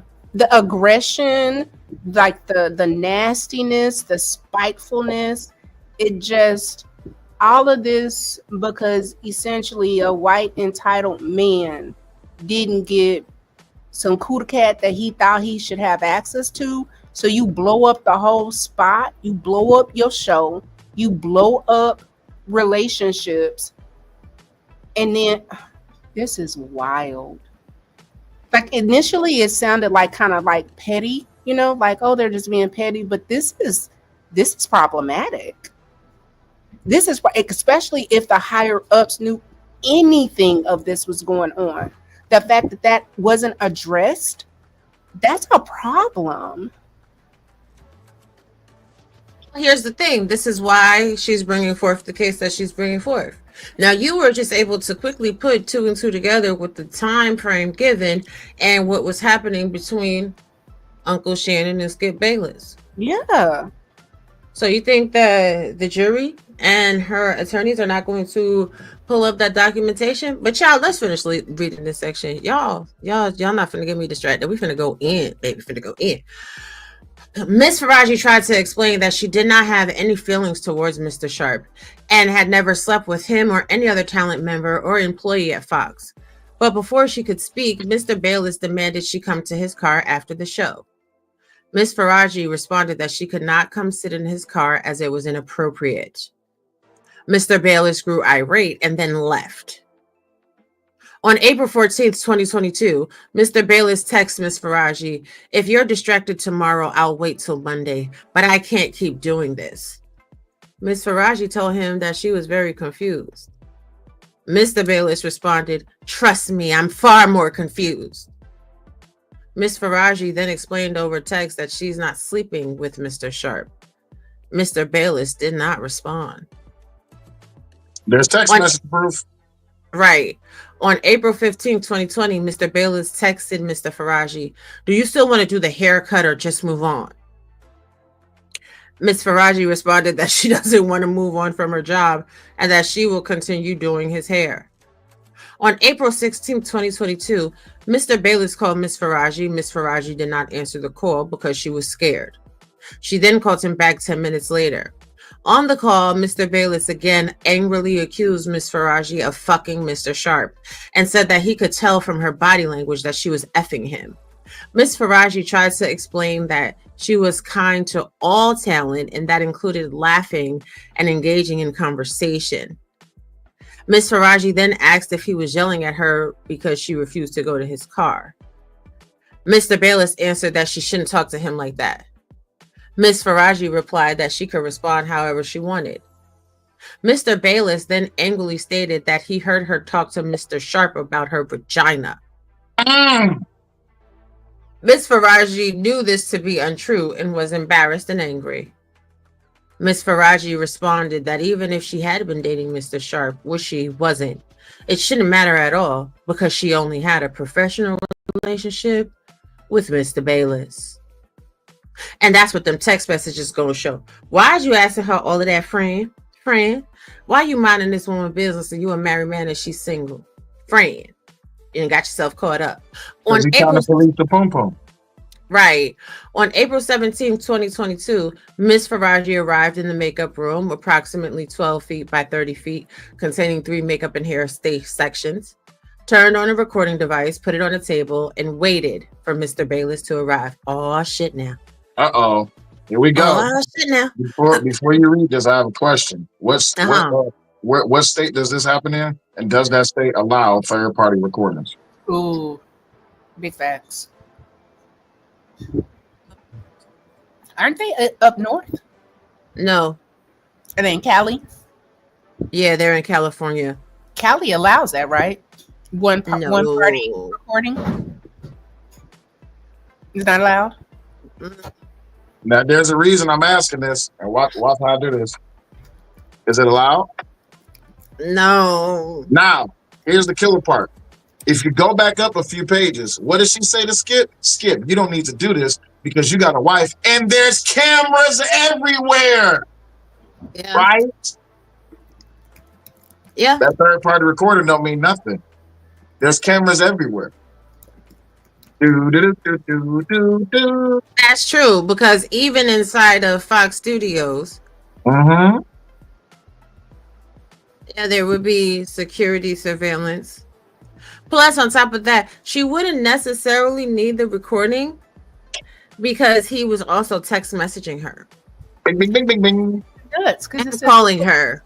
Without consent are not allowed in court, even if the recording captures someone confessing to a crime. Yeah, you can't use it. But you can use call logs and you can use text messages. But let's see what this recording entail, honey. Because maybe they'll get it in. You never can tell. They might set a new precedent. I love new precedents in law. I do. It's so sexy. It's so sexy. Okay. In the meantime, 2 of Ms. Faraji's co-workers who were privy to Mr. Bayless's actions went into other talent members' rooms to listen in to the conversation. Oh, bitch. Oh, she don't even need to use the recording. She got witnesses. Exactly. Oh, now she got witnesses. They got 2 options. We can either play this, Your Honor. We'd like to submit this into evidence. Well, Your Honor, we already talked about it. We already filed a motion. We don't want that played because Mr. Bayless didn't know that he was being recorded. Okay, Your Honor. We'd like to call witness A. Did you go to the dressing room of said person? Yes, I did. And what conversation took place in the dressing room of said person? The conversation that took place was this. Thank you, Your Honor. Cross-examination? No cross-examination? Cool. Your Honor, we'd like to call witness B. Witness B, did you go to the dressing room of the person? Yes, I did. Did a conversation take place? Yes. What conversation took place? Okay, cool. Thank you. Who was this conversation about? Skip Bayless? Okay, thank you. No further question, Your Honor. You see how this works? Hold on a second. Omni refresh because I don't know what happened to your devices, but yeah. Okay. I mean, both y'all make very, very good points. It's like I don't want to believe that she was plotting. I just want to believe like the divine was on her side and she just knew something was wrong and it's just falling in alignment. Because this just doesn't. It's not giving. If she was a gold digger, she would have took the 1.5, right? Like she could have been like, "Oh, okay, send me the money," and then never show up to the room. What was he gonna be able to do? Give me my money back because you didn't sleep with me? Like if she was a scammer, she would have got the bread. It's not giving scam. It's not giving opportunist at all. It's like she's tired. Exactly. But let's read this section. Okay. Okay, so they went into other talent members' rooms adjacent to the makeup room to listen in on the conversation. Mr. Bayless then arrived in the makeup room for Miss Faraji to cut his hair in accordance with his regular schedule. Mr. Bayless knew that the makeup room was always recorded and clearly states this room is bugged during their conversation. Oh my God, today, not he knows the room is recorded already. So then that means if he know it and he still did it, it's two-party consent. It's two-party consent. Thank you. That's exactly what I was about to ask. Is that that means that he consensually that means that he willingly participated in the acts that he committed and he knew he was being recorded, which shows malice. Right. But deeper than that, that means the recording can be introduced and it's also verifiable by independent witnesses. But let's continue.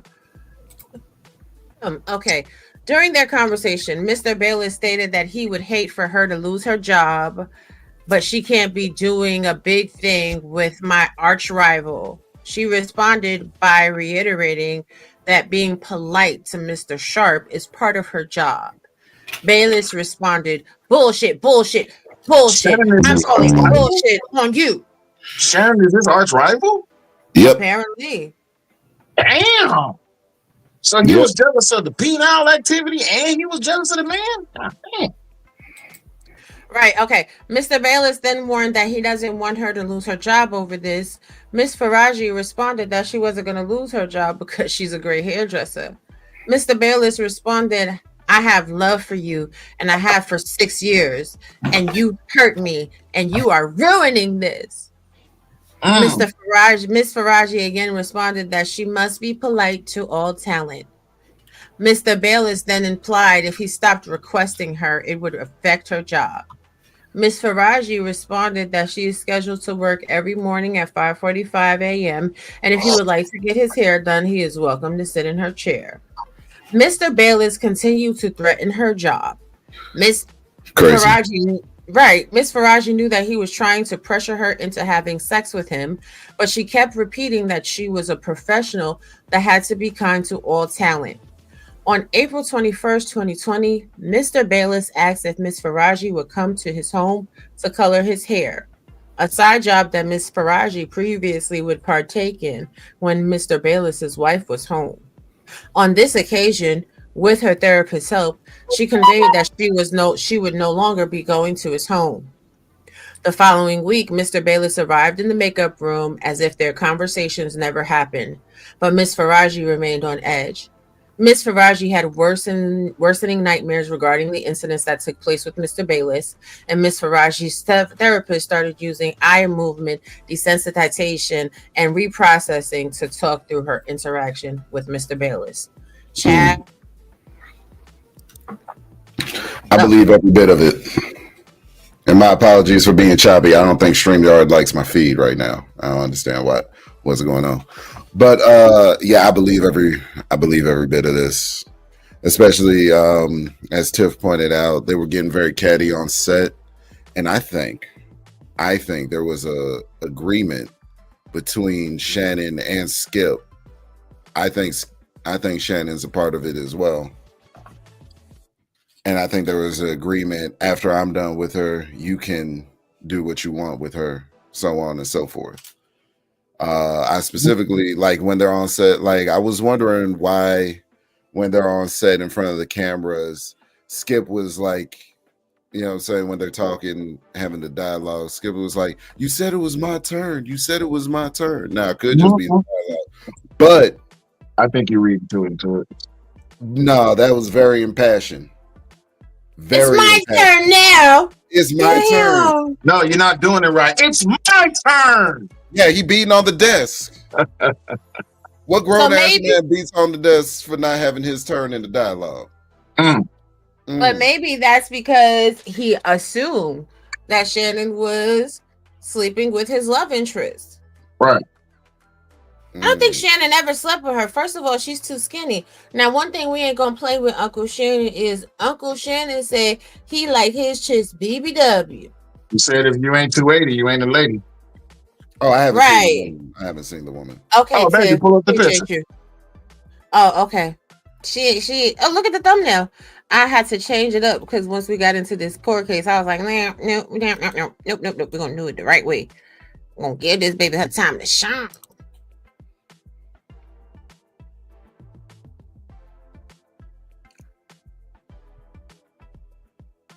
Which The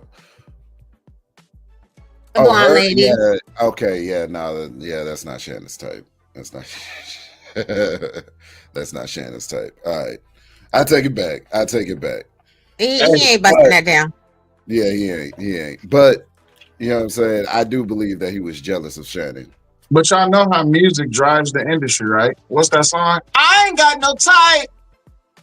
Oh yeah. Bad bitches is the only thing that I like. So, yeah. All right. Yeah, we still not gonna do it to Uncle Shannon. No, we're not gonna, because again, I speak to Shannon's credibility. When Shannon got caught up in an Instagram scandal, he addressed it that day and addressed it the following day. And hell, it went on for a couple of times he had to address it. If Shannon told you, like he said, if I did it, I'm gonna fess up to it because I did it. What I'm gonna be? How can I be ashamed about the truth? If I slept with him, I did it. Now what? Baby, what's that saying that you got? Everything you say about me is true. Now what? Now what else is going on? What else is going on? So y'all gonna shame me for getting? Now I'm gonna use the words that Shannon Sharp used. Y'all gonna be mad at me because I was participating in a little bit of fun. What? I'm just showing that I still got the ability to do it while he was in there groaning and growling into the damn microphone. So he getting some. Y'all just happen to be privy to it. The fact of the matter is, it wasn't an employee at work. Not with Skip. Skip like the black of the pole, the sweet of the hoe. I want some too, or I ain't gonna let you through. So now we see what the problem is. Skip's nationality. What is Skip's nationality? We just assume that he's white. Is he? I thought he was true. I thought he was part of the small head community.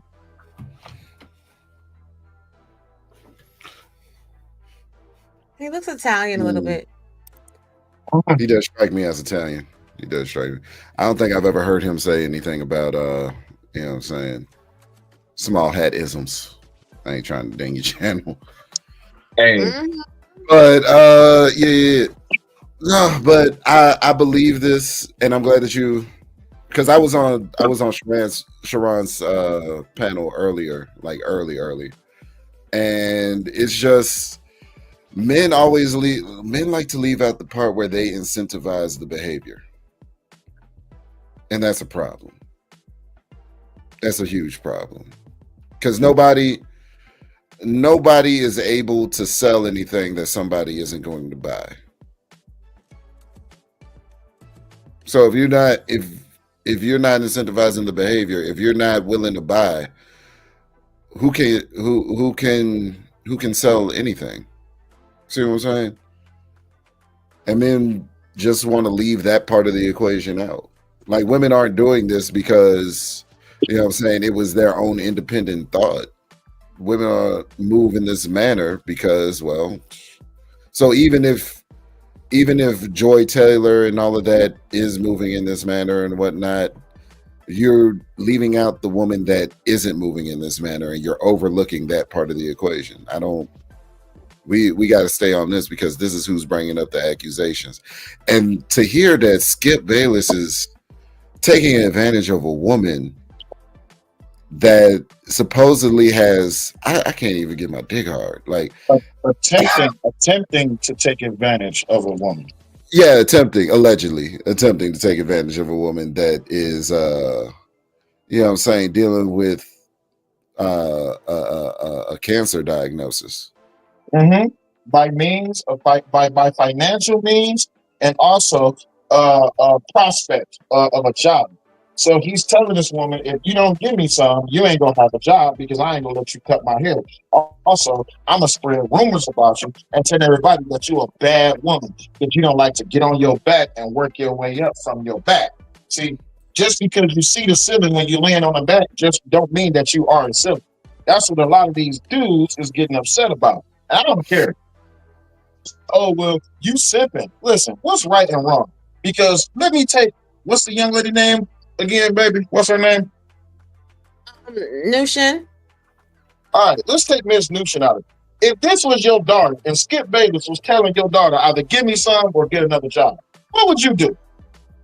What if this was your wife? What if this was your sister? What if this was your mama? And Skip up here telling her, huh? They would tell that hoe give him some pussy. Right. Well, mama, I'm just saying though, you know, your mortgage cost this much. You got all you gotta do is give him a little bit. Nah, unacceptable. And if that's the thought process that y'all working on, then y'all got it. And whatever happens to you is what happens to you.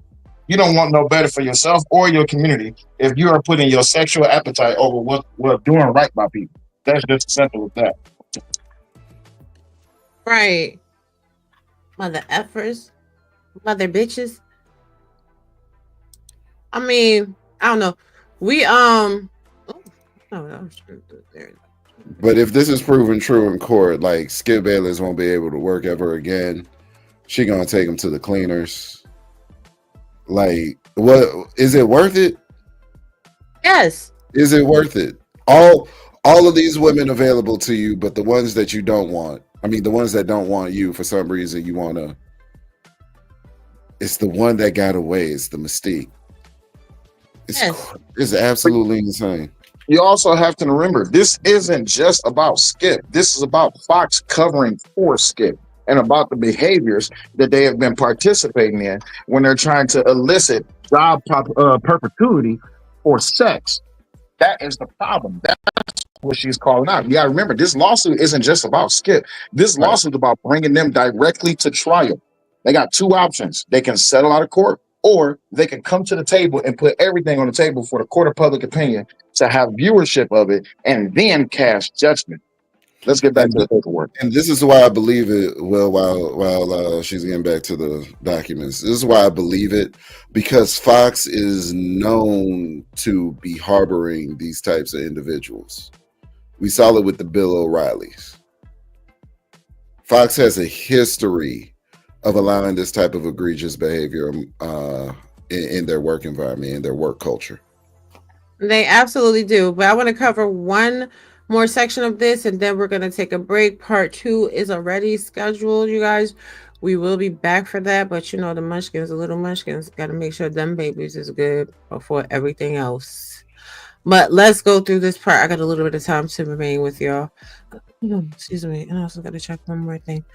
Miss Faraji is targeted because of her ethnicity and disability. In October 2021, Miss Faraji's friendship with Miss Taylor ended. Miss Taylor then began insulting Miss Faraji on a personal and professional level.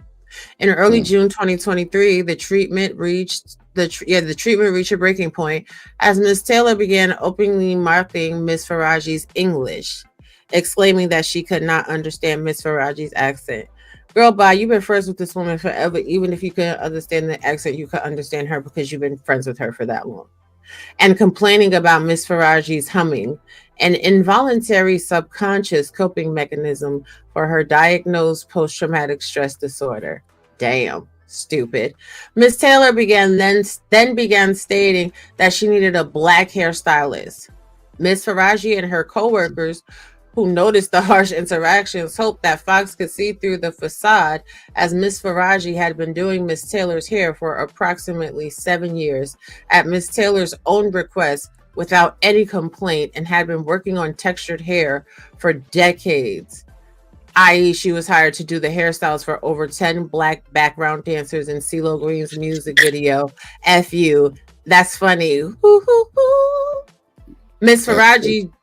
That is crazy. Miss Faraji's June 1st, 2023 diary entry states, she's been acting like this because I'm not black. I'm stupid. She keeps saying black girls' hair should be done like this, not how you do it. I've been doing her hair for 7 years. She keeps making me feel that my English is not good. She keeps making comments like, oh, white girls are dumb.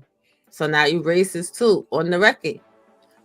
On June 14, 2023, Ms. Faraji reported the incidents to Ms. Peretti. Ms. Faraji's June 14, 2023 diary entry states, damn, and she was keeping diaries too.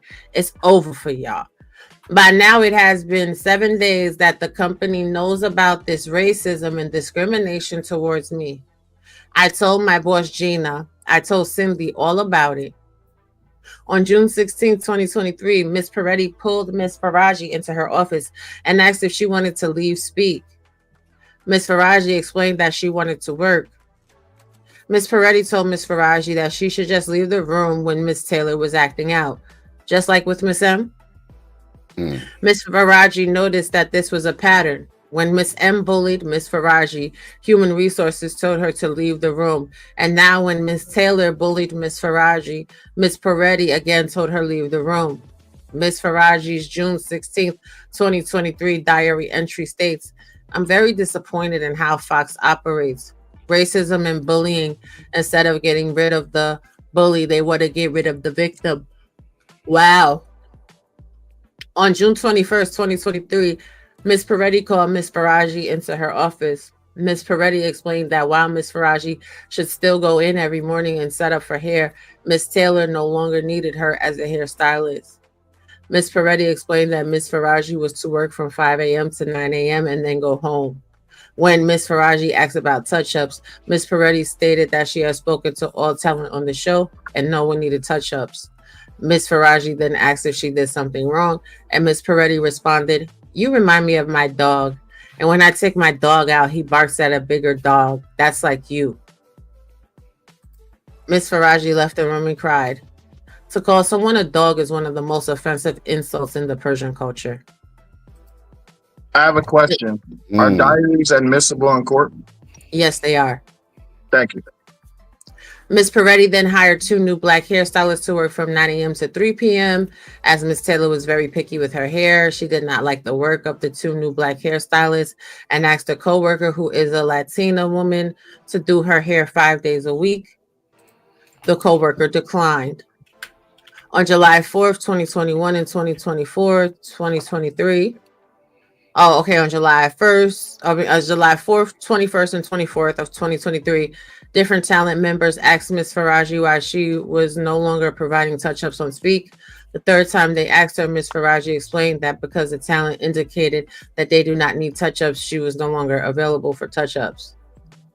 The talent members were shocked and said that they needed touch-ups on Speak. As Ms. Faraji did not feel it was professional to mention her conversation with Ms. Peretti, she explained that there must have been a misunderstanding. Ms. Faraji informed employee relations. Ms. Faraji became concerned for her job, and this was a common tactic employed by Fox. When retaliating against a witness or a target.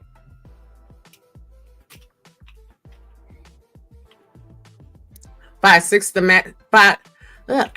systematically reduced work schedules and ultimately terminates employment by removing an individual from the schedule entirely, using fabricated business necessities as a pretext.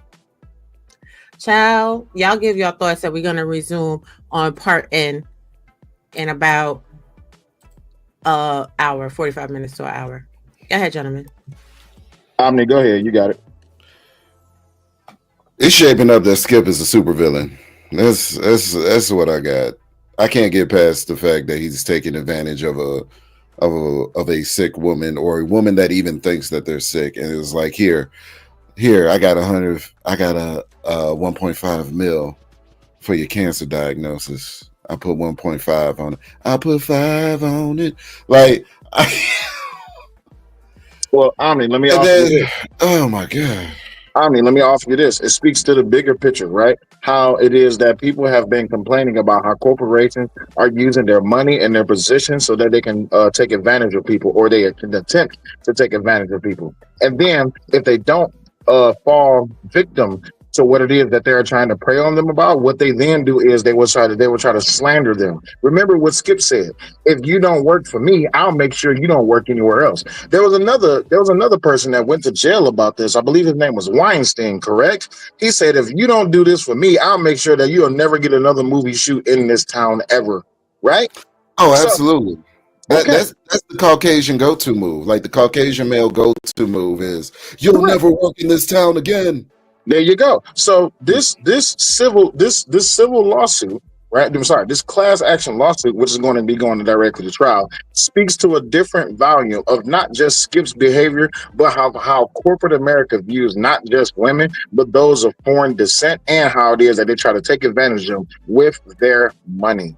You see how this all opens up? Oh, absolutely. Because when those DMs become available, it's going to be a firestorm.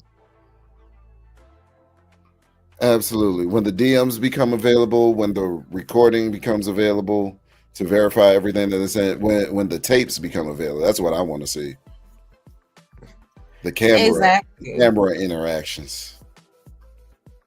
Like, why do you have to stick your dick? I never understand dudes that stick their dick in the money. And I've been saying this since Fight Club, bro. Have I not? You have. Like, where you got? What they do is they try to withdraw resources is where you want to put your penis. They try to wrap the money around their penis, and then they try to shove it in a woman. And they say, if you don't take this money wrapped penis, I'm gonna make sure you never get money anywhere else. I'm gonna slander your name. I'm gonna talk about you. I'm gonna talk about your skills. I'm gonna talk about your profession, and then I'm gonna take it to the low hanging fruit of these low vibrational non-thinking, can't read men on the internet and say, hey, look, dudes, I'm a victim, and y'all should talk about this on the internet as to how it is that these women is the problem. Not the fact that I'm trying to fuck her with money, but the fact that she won't take my money and I'm a victim because I'm suffering from the inability to be able to sexually harass women whenever I want to, whether it be on the workplace or at home. I can't just walk up and just grab the booty, smack a titty, and kiss her on the cheek and say, good job, because that's not inappropriate. That's how relationships are built in this space. But y'all got it. I'm going to stop preaching. I digress. My mic is muted. Right. Shout out to Exactly. And as a woman who has been victimized and vilified by this space simply because men have tried to get in between my legs with money and been phenomenally unsuccessful, I take a strong exception to the way they're trying to vilify the woman that brought forth the suit. So today's mission, I never spend a whole day live on YouTube. But after I take this quick break at 4:30, I'm going to be right back at it. And I don't give a damn if I have to have a 12-hour live. We're going to go through word by word so that the men in this space understand a fucking lesson. Shut the fuck up.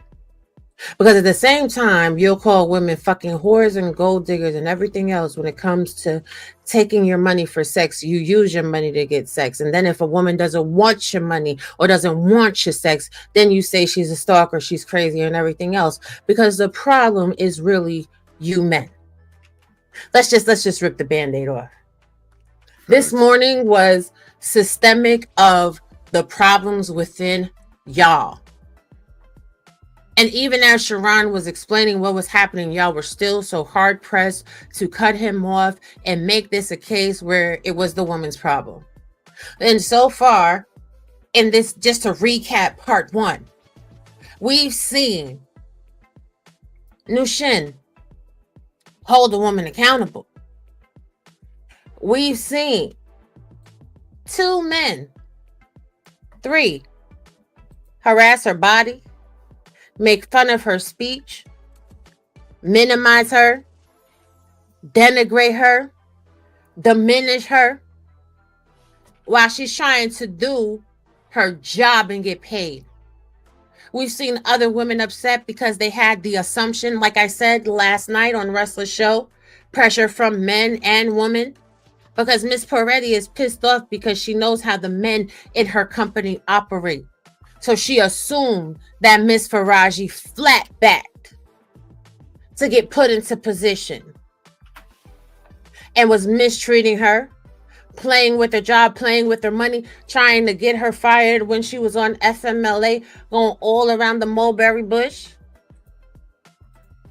And apparently, men, especially in America, don't understand the inappropriateness of their actions until women hold them to accountability. Because most of y'all in this space are too weak penis to hold each other accountable. But gentlemen, go ahead and give your final thoughts. Only those of small dick energy would approve of the suffrage of inability to not sexually assault or harass women at the workplace or at home. Just because you have the small dick energy and the perpetuity to announce your enlistment into the Delta Dick Defense Force, everyone is proud of you. Go ahead and hoist yourself by the hips onto that dying ass hill of saying that we should be able to assault women whenever we want to. Bullshit. Call it like it is. Y'all just want to side with the corporation so y'all can be able to potentially get $1. But I ain't never seen Fox Sports, ESPN, CBS, Rite Aid, what's the name of that goddamn company? To Twitter. I ain't never seen Amazon send not one of you niggas a cash app or a super chat. So what you twerking for? But you got it.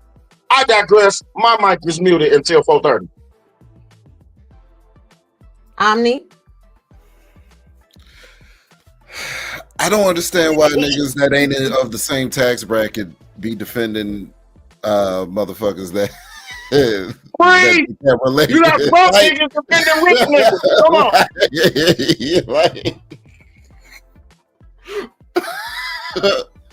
You can't relate. You cannot relate to what the fuck he got going on. Like, stop defending motherfuckers just because you aspire to be there one day, but you still pack hustling at 45. You know what I'm saying? Stop. You know what I mean? Like, and that includes UPS and FedEx too. Mm-hmm. Facts. You can't relate to the tax bracket or the income level of him doing of a Skip Bayless or Shannon Sharp or whoever else is in the document. You can't relate to their tax bracket. Their life doesn't look like yours. Their level of access to certain things doesn't look like yours. And we see, based on this woman's testimony, that even at those levels, you still get how that Rogaine commercial, was there a Rogaine commercial where they be like rejected? You still see men of affluence getting turned down. You know what I mean? Because it doesn't matter. At some level, it doesn't matter how much money you have. It doesn't. Listen, corniness exists at every tax bracket.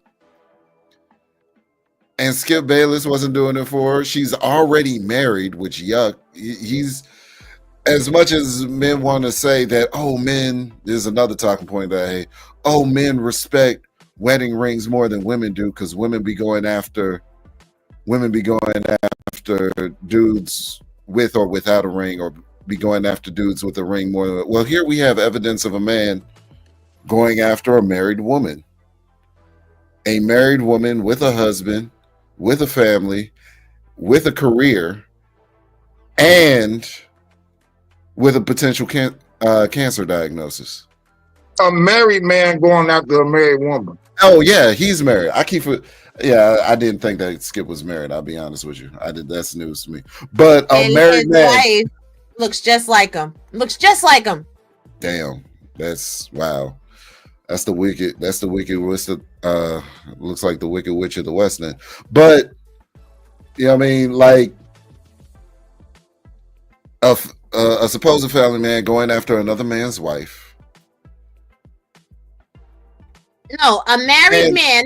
No, let's say it right. Let's say it right, because they be acting like this doesn't happen. Married men cheating on their wives, but they'll say that that's okay. He can have outside sex. He's begging for the box. Ready to throw $1.5 million on the coochie. And she don't even want to have sex with him. And it really doesn't, and people bring up the amount, right? It really doesn't matter what the amount is, because we've seen in this space that men who do or do not really have it like that throw egregious amounts of money at Raw B.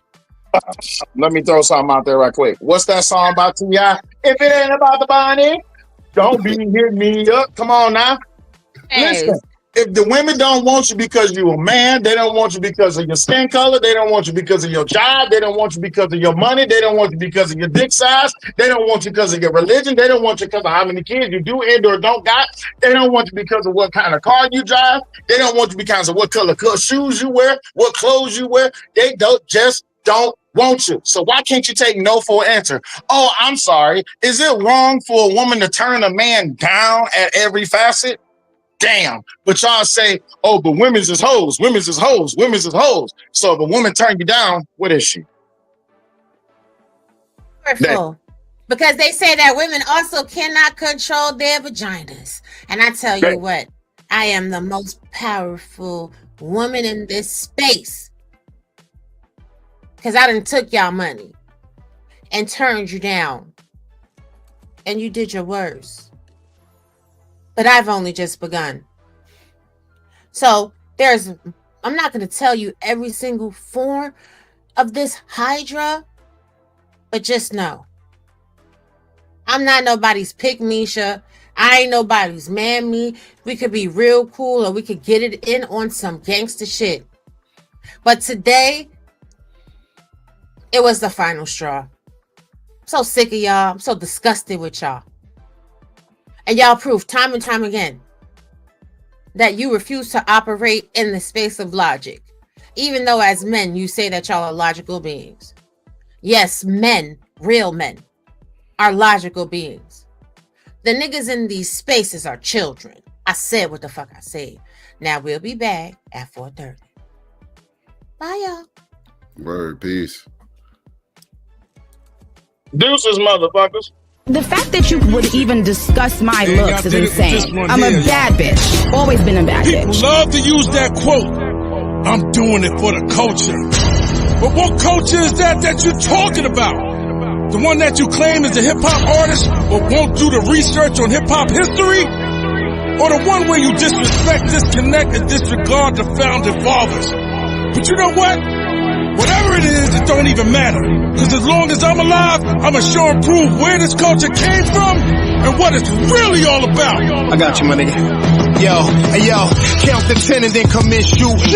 Fuck Pete, Silverback, the new Huey Newton. I feel it, it's in the air. White cop with a stare, new judge in a chair. The shit hitting the fan, but me, I'ma be smart and legalize my shit. And I ain't leaving the house without that in my hand. And it ain't only the cops, it's niggas on your block that talk like a little bitch and act like they your man. Something like Chris Parker, my Uzi weigh a ton. 100 niggas on the track, then you know I'll be the one to tell niggas to suck cock. Run and get a gun, that's OP, new P, probably laying in the sun, probably on the PI. If I call you king, I ain't talk about rap, nigga, that status go to BI.